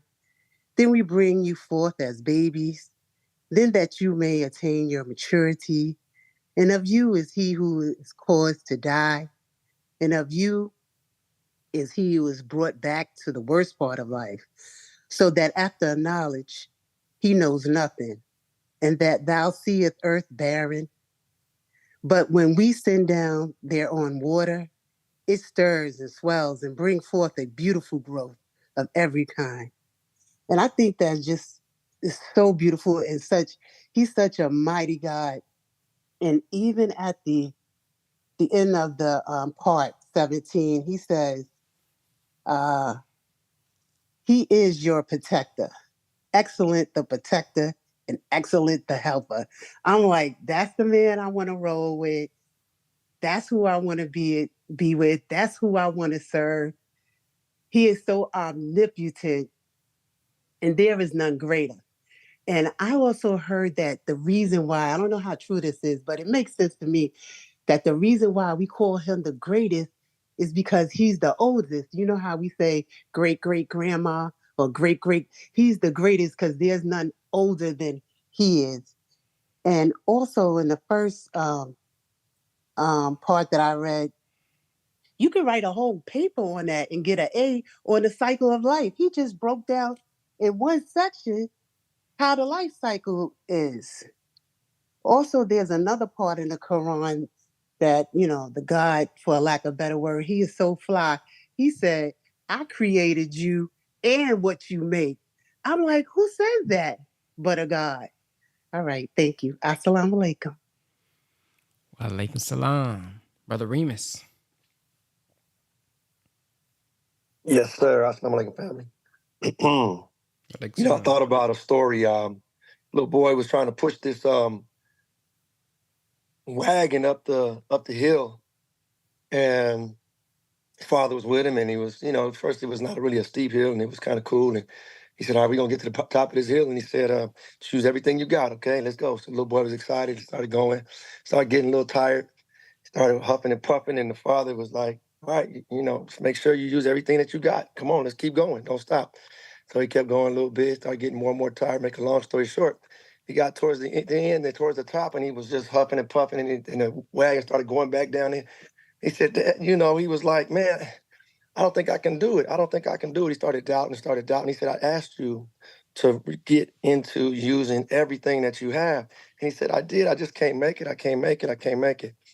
Moral of the story was, he said, "You have me. I'm right here. And not once did you ask me for help. You have to use everything that you have." And I thought about that when the brother talked about remembering Allah. So easy for us to think that we got it under control and we got it. Something about the condition that we've been made to come to at this point. Many of us, it's like we won't ask for help. Somehow it's like we're defeated to ask for help. Somehow we not humble enough to realize we need help. And the ultimate help, the minister said, is when you go through trial, nurse from that Quran. And I love when the sister was saying, how did I weather the storm? She talked about journaling in her Quran, or journaling of the Quran, I should say, or journaling. She didn't say that, but I would advise all of us to get especially first timers, anybody, but because you will have a second Ramadan. And what your thoughts are right now is where you are right now, where I'm at right now. And being able to check on your own development is what God's do, guaranteed. And did I have some part in creating this darkness, the sister said? A lot worked through her. Character is being built. We talk about trainers a lot and we fight a lot, and it's like, if anything different about Islam versus Christianity, we're taught to fight under the right circumstances. Christianity is going to teach you turn the other cheek, forgive them when they run up in your church and kill your pastor and your deacon, and then they go to Burger King afterwards. And that's not Islam. You have to fight like hell with those that fight with you, never being the aggressor. But we're here for a reason. We have a very big purpose. And the sister talked about 2 times it came up in 2 different sisters. This idea of, first sister mentioned it was about, wow, I really am somebody. And she was remembering like, dang, like, wow, I really am something big. And the other sister mentioned that, man, talking to her mother and, having some mercy on the mother, but asking a legitimate question. Why did you, surely you were an adult. Surely you must have known that was some nonsense. And she said, well, in essence, the tradition. It was a lot at that time, I'm sure, to just go against the powers that be. As crazy as it was, you was going to pay a price. So here we are today, and the minister says, this Joshua generation, this generation that doesn't have the fear that was put into our parents and grandparents and great-grandparents, and it was no joke. We didn't understand what we was up against, but now coming out of it is a idea that people will come along that aren't scared to talk to Biden or Trump, or you watch all these brothers going to talk to Trump, Cube and Kanye, and Like, what's happening? Let's talk about this. What's the game plan? you know, but I just think about how we don't have a spirit to not confront anybody. Some might be like, wait a minute, you shouldn't talk to that one. But we like, man, please, that's just another man. That's just another woman. Let's go have a conversation. Let's deal with this. And Fran talked about stay faithful. It's your nature. That's probably what I was talking about. This hasn't been hard at all, she said. And I thought about how it's the nature. Islam is the nature of the black man and woman. And if it's hard, it's only because we got something in us that's fighting just the nature in us. If you just submit, it's absolutely easier than not submitting. I mean, it's hard when you rebel against it. It's hard when, I know I should be praying right now. And then the minutes get to ticking by, and it's like, dang. You know what I'm saying? It's just a reminder. And Allah desires ease for us. So to have that checkup from the neck up, to be able to have the Quran, our friend, and they sure didn't want us to have it. But now even the explanation of it at the right time. I look at the wisdom of Allah. We were kept from it. It's in our nature. It's in our nature.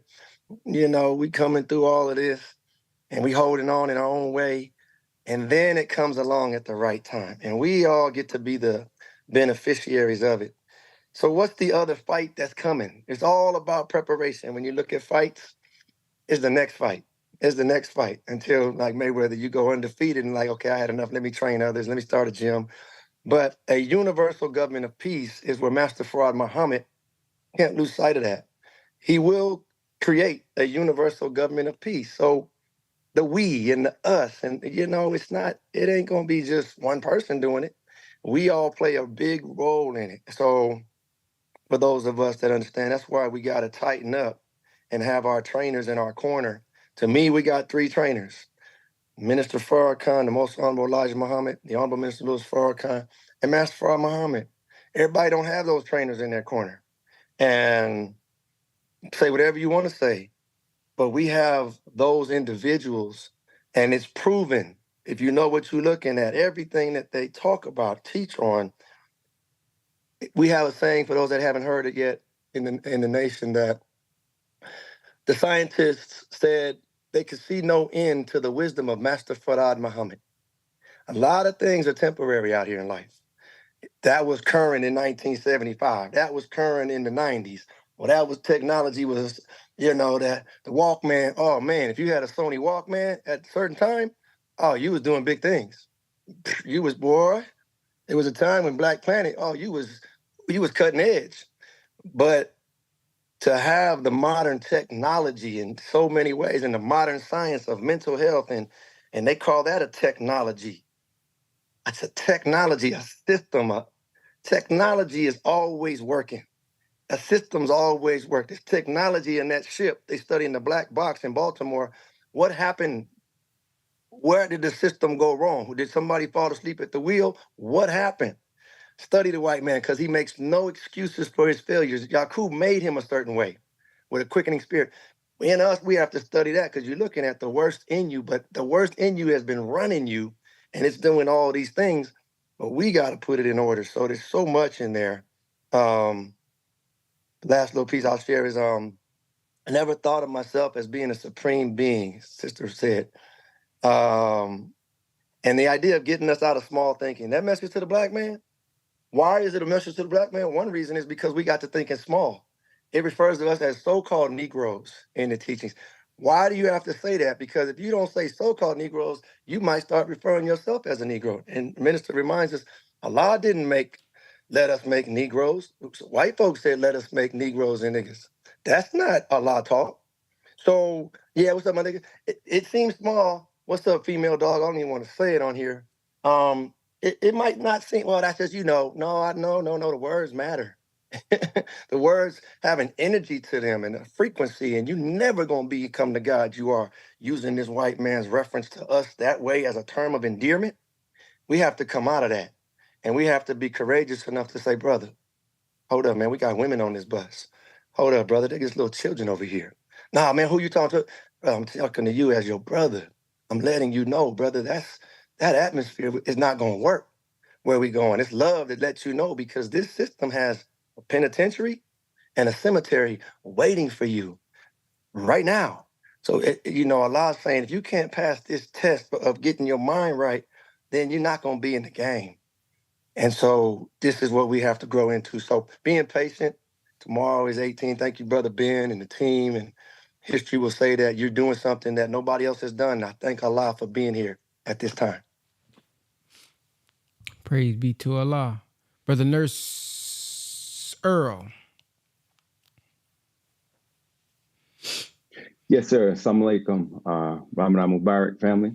Let me get my verse right here. Yes, sir. So I just wanted to build on what Brother Ben and Brother King Cam mentioned earlier, and so many others just talking about really just fighting in the way of Allah. So this is on the from section 6.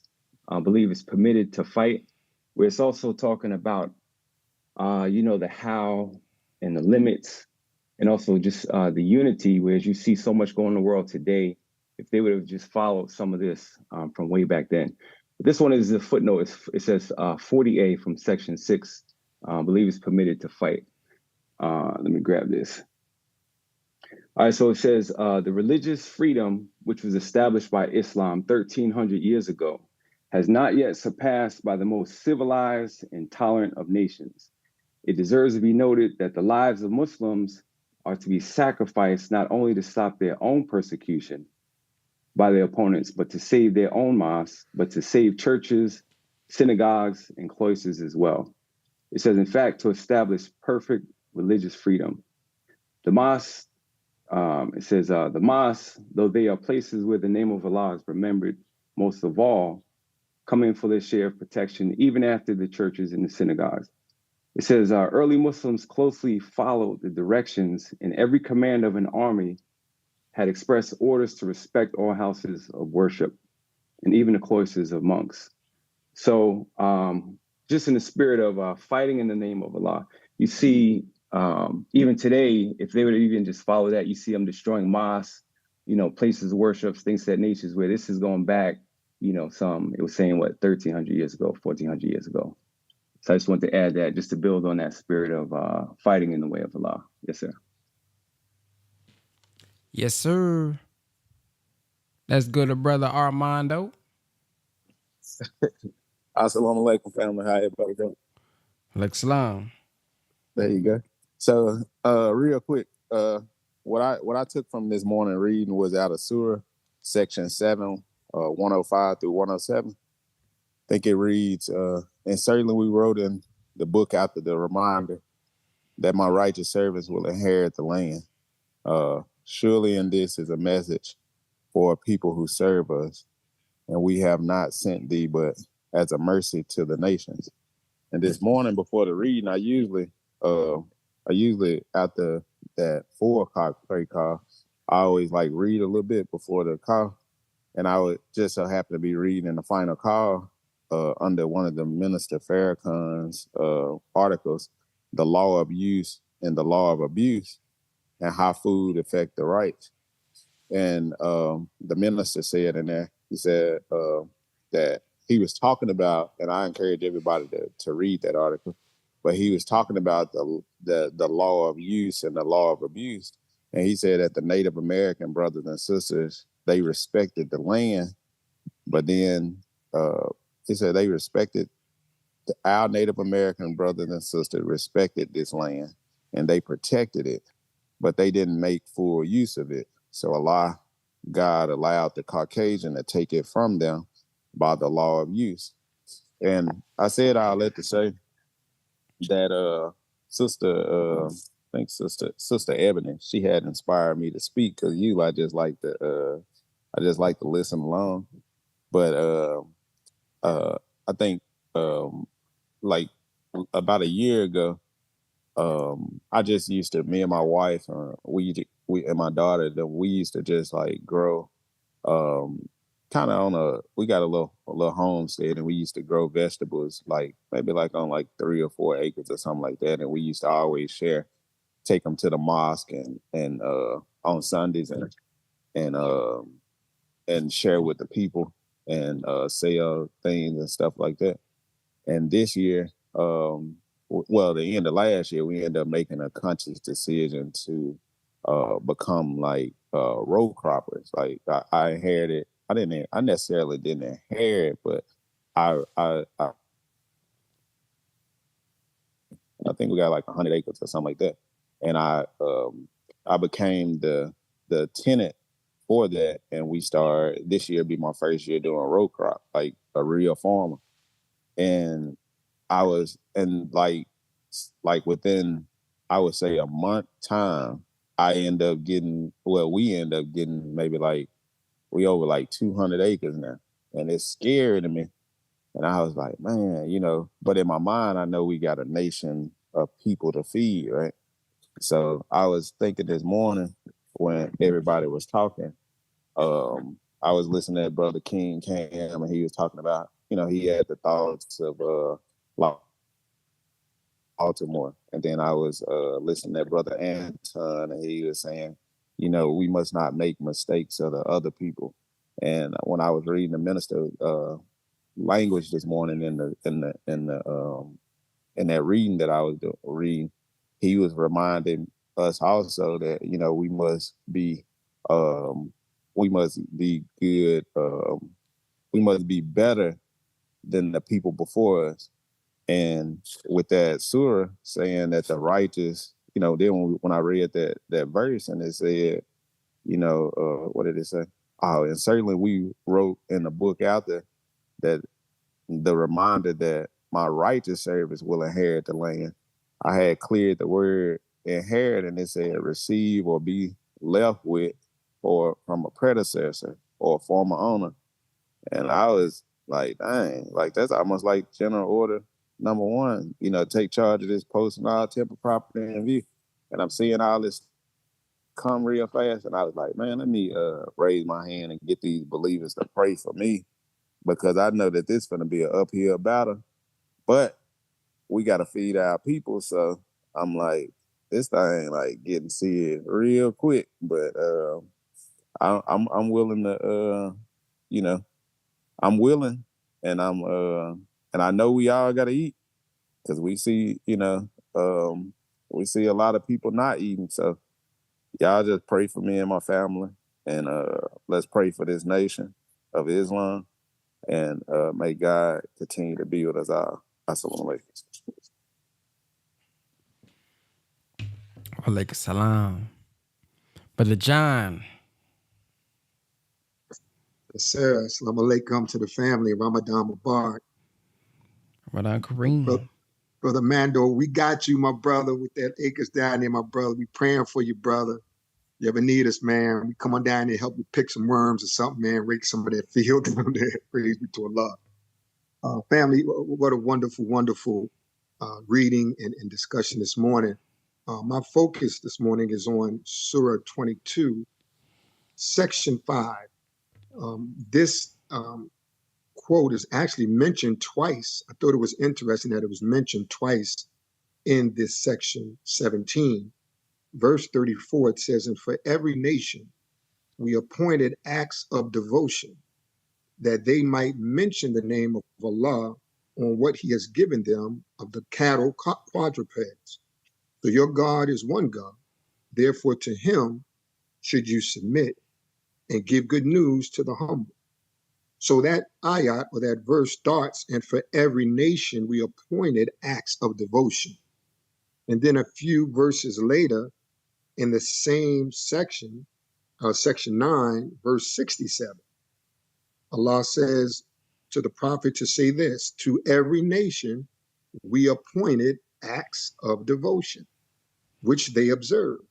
So let them not dispute with thee in the matter, and call to thy Lord. Surely thou art on a right guidance. And Brother Ben, as I listened to that and read that, Allah's putting this in this surah twice. For every nation, we have appointed acts of devotion. The nation of Islam, we are a nation. And brothers and sisters, as you grow to love the Honorable Minister Louis Farrakhan and come closer to us, we have our own acts of devotion. Yes, we have the title Muslim.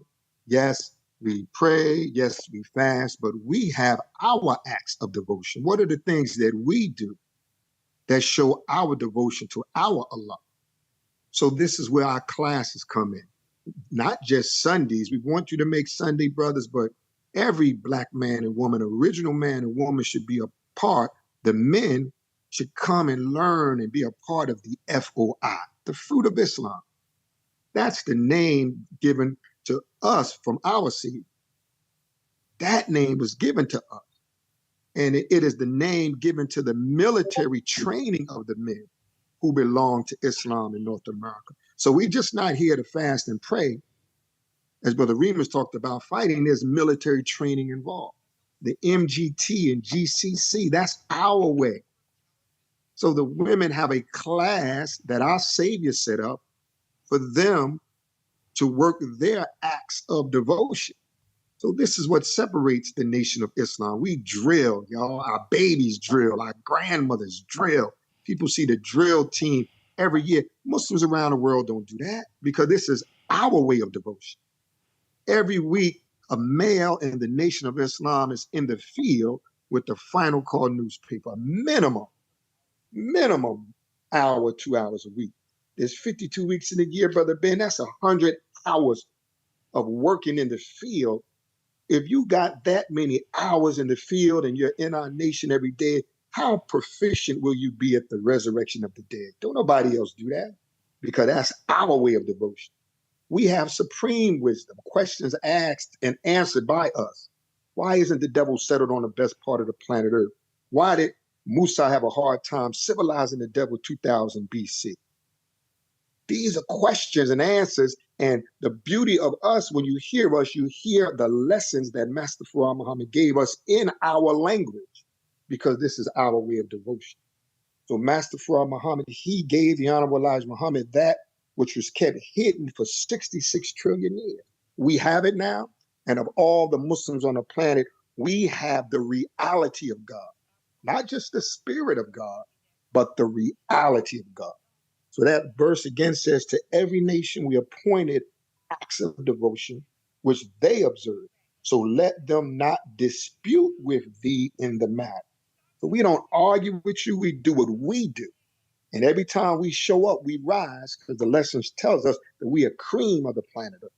So may Allah bless all of us who are listening to walk with the minister and don't just hear him, get into our acts of devotion, because it is our acts of devotion which separate us. We're never too proud. We can never be in the class so long. I don't need to go to FY class no more. Yes, you do, soldier. Whether you've been in this nation 10, 20, or 30 years, make your class. Well, I've been going it. I already did that. I've evolved from that. How can you evolve from God? Did the Honorable Louis Farrakhan evolve from FOI class? Did the Supreme Captain evolve?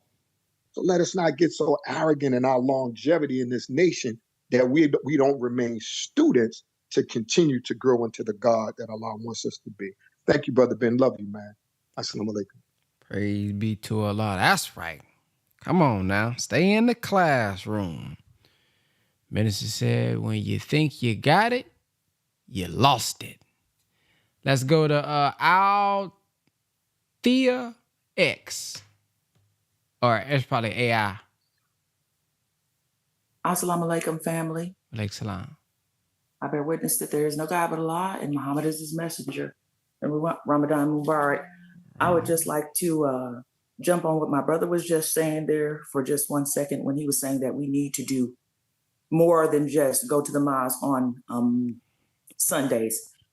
I've been in the Nation of Islam my entire life. I have no recollection of not knowing who Elijah Muhammad is or anything like that. My youngest son, I used to make him go to the FOI meetings, junior FOI, every Monday. He was the only male in the household at the time, and I was gravely concerned because we are in Detroit, Michigan. And it was one beautiful summer day, and it was time for him to go to the mosque, and he didn't want to stop playing with his friends. And so I told him, I said, son, I said, what does FOI stand for? And he said, Fruit of Islam. And I said, and where do I keep the fruit? He said, in the refrigerator. I said, that's right, because I need to keep it fresh. that mosque is your refrigerator. Now get on over there. But I digress. I really wanted to speak about, I didn't want it to be lost on anybody in the group today that this last chapter of part 17 is called The Pilgrimage. The pilgrimage, Allah is taking us somewhere. We're going somewhere. We are the pilgrims. We are the ones on this journey to a sacred place for religious reasons. And in this chapter, section 1, or excuse me, not section 1, but in section 1, verse 7, it says, "And the hour is coming. There is no doubt about it, and Allah will raise up those who are in the grave." And we all know that what is meant there is the mentally dead. And I just want to say how excited I am at the way you all are using technology. When I was coming up in the nation, brothers walked around with briefcases and they were full of books, and we had notes and notebooks. But I am very pleased and very excited about the way you all are utilizing this technology to be together, and where steel can sharpen steel. Technology is very much the bane of my existence. I'd like to say sometimes it's my nemesis. I miss off times when my phone was on the wall. But it excites me very much to come on this call and to hear you all and this use of technology and how Allah is using this technology to raise those that are in the mental graves. That's all, family. Assalamu alaikum. Wa alaikum salam. Brother Russell.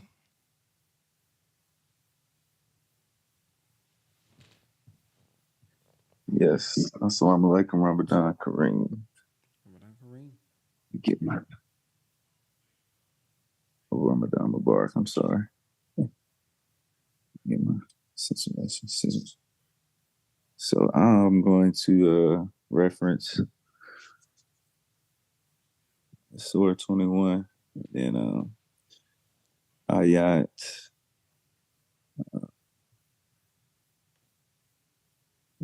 ayat 10, 102. Really the whole section 7, but I'm going to focus on okay. Yeah, I'm going to focus on ayat 102. So it says here, they will not hear the faintest sound of it, and they will abide in the which their souls desire. The great terror will not grieve them, and the angels will meet them. This is the day which you were promised, the day when we will roll up heaven like the rolling up of the scrolls of writings. As we began the first creation, we shall reproduce it. A promise binding on us, we shall bring it about. And certainly we wrote in the book after the reminder that my righteous servants will inherit the land. Surely in this is a message for a people who serve us, and we have not sent thee but as mercy to the nations. And this is this part that really struck me, is because even in the prayers as we say, that we're in the times right now. We're in the times right now where this world is coming to an end. And, where it says the righteous will inherit the land. And, as it is in the nation, and I'm still going through the process and class to be accepted and finish my letter, but I'm doing study guides and learning more. And it's so beautiful to understand the teachings. It's so beautiful to have correct understanding of what they tried to mislead us to, and even tamper with the Bible, and all of which they tried to do to us to mislead us, and which is, the devil and Satan and, Iblis whatever we want to call him, is doing his job, doing what he's supposed to do. And, but as we know now that his world is coming to an end, and then this new world will be brought forth in. But it's beautiful to get the root knowledge, the supreme knowledge, wisdom, and understanding, so that we can teach up ourselves and be trained under the right, proper way, as the brother was saying about, the FOI, and Brother Remus as well, talking about the FOI. He had his beautiful FOI shirt on. These are the teachings in which we have to instill ourselves to be risen from the carcasses of, the deaf, dumb, and blind in which we have been in for so long. And now we have to be the ones to resurrect our people, as Brother King Cam references, a few different times, what's on the back of the Final Call newspaper, as the brother just said, there's a brother every week that's out there handing out those papers. And on the back, it always says that we are the ones that have to resurrect our people mentally and spiritually. And these are the works that are going to do that. So I appreciate you, Brother Ben, and what you've done to have this call, so that you are doing your part to help resurrect, to bring us communion, so that we can, be a family, and we can do this not only on Sunday, not only on the days that y'all are, in y'all's classes, training classes. We do this every Monday through Friday. And this is the second year that we've done it, because it started last year in Ramadan, and which was my first year last year. And I struggled last year getting up and reading and staying, committed to being up and reading. But this year is so different for me that I have a so much clearer understanding from my spirit and my mind, and reading the Quran each and every morning.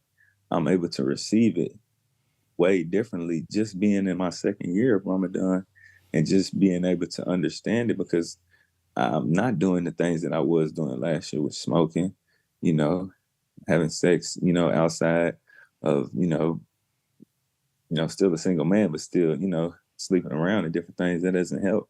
Eating the wrong foods. And then this year, I've been cleaning myself up. Throughout the end of the year, I was continuously cleaning myself up. So now I'm receiving these words and these messages differently, and they hit differently now, because they hit my spirit differently. My mind is clear, so I understand these things differently. And I'm just appreciative that we are able to get on here together, commune, teach each other, share our feedback, allow one another to see different points of view, to give ourselves the teachings from another person's point of view, this person's point of view, and maybe which we wouldn't have seen or thought in that kind of way. But because, you created a platform for us to come here and do this, you're doing the work. We are doing the work right now, that we are getting up. We're doing it, regardless if it's Ramadan or not. And just the video that, and what you talked about yesterday, Brother Ben, he was like, just because we doing this in Ramadan, well, what if you apply that to a different thing and a different skill in your life? Then how much success could you have if you apply it to, your personal life or your professional life and different things like that? And just because we're in Ramadan, does that mean outside of Ramadan that we supposed to go back and engage in gossip and cussing and eating the wrong foods and doing this and doing that? No, let's stay with it. Let's keep the remembrance of Allah on us, because that is the greatest force that keep us away from evil and indecency. And that's, for me, is what being so great, so powerful. I'm at work right now. I've been working third shift, 10 to 8 in the morning, but every morning I'm up at 5 in the morning, making sure I get up, I pray, I get on this Zoom, and I listen to this Quran. Whether I can get on here, I'll be wanting to read, but because I work with kids, got to get them up, I'm not able to read as much, but I can follow along. I can still get and listen to others reading and do what I need to do to be present on the call, so that I'm doing what I'm supposed to do to get the correct teachings, to stay in alignment. to stay in the remembrance of Allah, so that I keep my own self away from my own evil and indecencies that I might fall into, and those vices that I have usually fell to because I was weak, because I wasn't doing the things that I was supposed to do. But this has been so beautiful, and I'm just so grateful that I'm able to receive the message differently now, that I'm able to get clearer understanding, better understanding. I'm able to receive other people's point of view. I'm able to learn from other people, and it's, hundreds of people on here, whether it be, it's 157 people on here right now. Everybody ain't speaking, but every day it's at least 10, 15 people giving feedback. That's 10, 15 different points of view that we get to share from, that we get to learn from, that we get to see from, and still continue to grow from as we read and as we continue to go through this. And even outside of this, the power call still goes on. We still on the power call Monday through Friday. And it's just a beautiful thing to see. And I know that he is picking and delivering the right ones to teach, to resurrect our people, to bring in the new world of God, of righteousness, of freedom, justice, and equality, and what he wants that will be manifested whenever this world is destroyed. So we have to do the work. We have to continue to do this, commune together, have church, because we know that church ain't the building, it's the people, and we are the people. So whether we are together or not, we on here on the Zoom, and we still getting the message, we still getting the word. And I'm glad to do it with y'all and to do it with my spiritual family, because if I was reading this alone, I probably wouldn't be getting the understandings that I'm getting right now. I probably would have to, call somebody or, do some research and look these things up. But because we have this call and we have this communion together each and every morning, then I'm able to get it right here, right now, in an immediate way. Just like the sister said, the way that we are using this technology, we're not being abused by it. Just as the brother said that the Caucasians came to this land or really over the whole entire planet and took over, but really mainly here in America, because the indigenous people weren't using it correctly. So Allah, God allowed the Caucasian to come and take control of it. And just like we're using their technology that they wanted for us to use against us, we're using it for the benefit of ourselves. We're using it to resurrect ourselves. We're using it to connect together. We're using it to build together. And we're using it to bring back the God that is within us and resurrect ourselves mentally and spiritually through the teachings of the Honorable Elijah Muhammad by way of Master Farad Muhammad. And it's a beautiful thing, and I'm glad to be here because I know that this world is going to end and that new righteous world will come into fruition. And as it says in section 7, the righteous will inherit the land. And that's all I wanted to say. Assalamu alaikum wa Ramadan Mubarak. Wa alaikum salam. Sister Gina. Assalamu alaikum. Wa alaikum salam. I just wanted to just comment on, oh Lord, I have the thing sitting here now that I'm on. I can't find my little card. I was just wanting to comment on the part where Brother Ben, you talked about fighting over oppression. Here it is. Oh. Okay. And so I know it says that in our prayer, it says, I seek refuge from being overpowered by debt and the oppression of men. And in Message to the Black Man, page 152, the Honorable Elijah Muhammad said, we, the lost founds, should repeat the above prayer 7 times a day, for it sums up our greatest hindrance to freedom and self-independence. And so I just wanted to, just make that comment because I when you said it, I remembered that. And I got this little paper way back that has that prayer on it, and it has our general orders, and it has our restricted laws of Islam. And I keep it in my little Quran that I carry with me to class and everywhere. I put it in my pocketbook. And I also wanted to comment on the sister that was talking, that has the 4 children. And she was saying that they wonder how she still does this. Well, this is the way Allah made us. And we've been taught over and over again that 75% of the work is with the women. And he would not put on anything more than we could bear. So, you know, we as sisters, and even not being in the Nation of Islam, because before I became Muslim, my mom taught me, you know, how to be strong and how to bear this and how to bear that and do this and do that.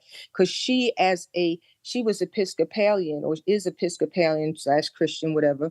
But she, you know, she still does it now at the age she is. She still tries to bear the weight and carry and be strong, even with her dementia. It's amazing. You know, God made us like this, and it doesn't matter whether you're Muslim or not, but we feel that inside of us. That's why we do a lot of the things that we do. And the other sister that was speaking about her mother, as I messaged her, you're never alone. Allah is always there, and seek refuge in him. And sometimes he puts us in situations because he wants us to call on him. The minister told us he's a selfish God, and he wants us to call on him. And that's all I have to say. Assalamu alaikum. Wa alaikum salam.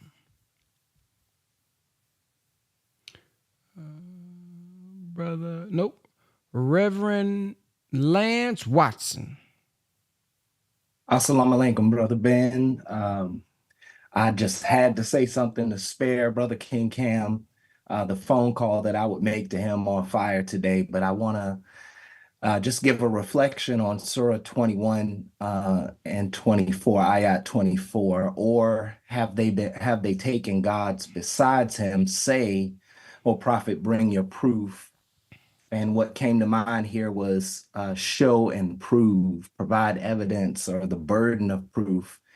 And I find that this ayat in our reading this morning, and just contemplating what has been read, what has been spoken during the call, which I thank Allah for the call today, is critical to understanding how this verse helps to further unite Allah's people, or God's people.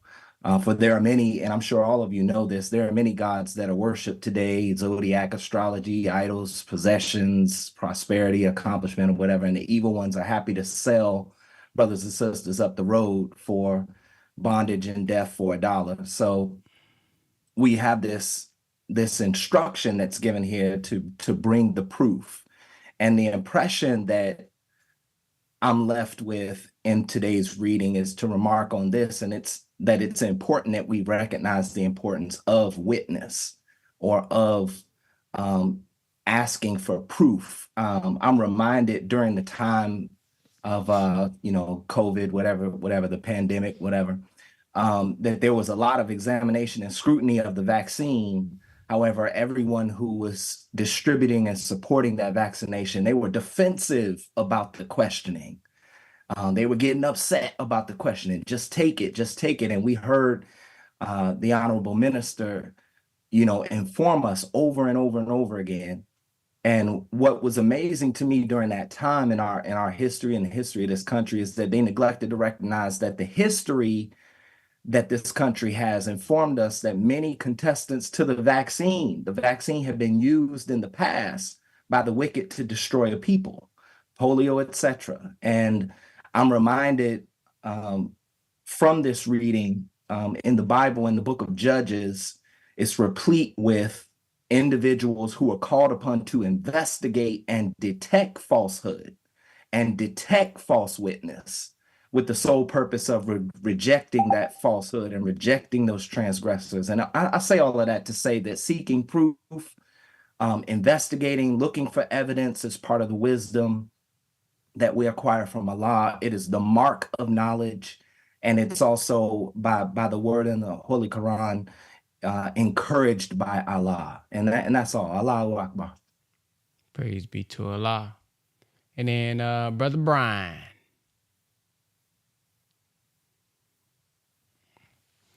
Assalamu alaikum. Alaikum salam. Okay, so one of the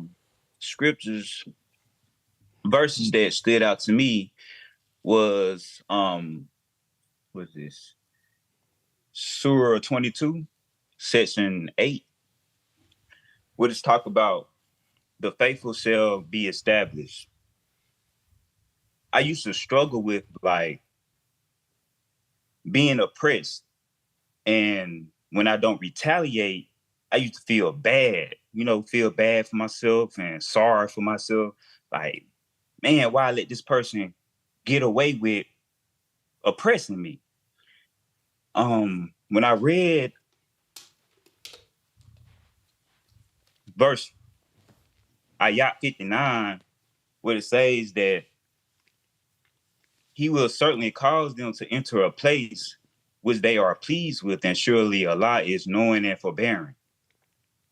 That verse stood out to me because that gave me peace to know that one of the attributes of Allah is being forbearing and also being forgiving. So when I don't get in Allah's way, that gives him the chance to place me in a place where I'm pleased and being able to forgive the oppressor at certain times. That right there really hit me. All praise be to Allah. Yes, sir. Thank you for sharing. All right, family, we are going to close out. Thank you all for tuning in to your power call. Today, let me check real quick, see if we have anybody who has. Shout out to Brother Malik for supporting your power call. Shout out to Clintonia Armstrong for supporting your power call. Shout out to Fardian for supporting your power call. Shamika for supporting the power call. And I think that nope. Anthony. Shout out to Brother Anthony for supporting the power call. Thank you all for your support. And Sister Sherry, thank you all for your support. Praise be to Allah. And just for those who are coming on, who kind of coming on late, we do continue this Monday through Friday after Ramadan. So of course it's every day during Ramadan, but after Ramadan we on Monday through Friday. So make sure y'all stay tuned, and inshallah I'll see you guys in the morning. Assalamu alaikum. Is Brother Ben here? Brother Ben.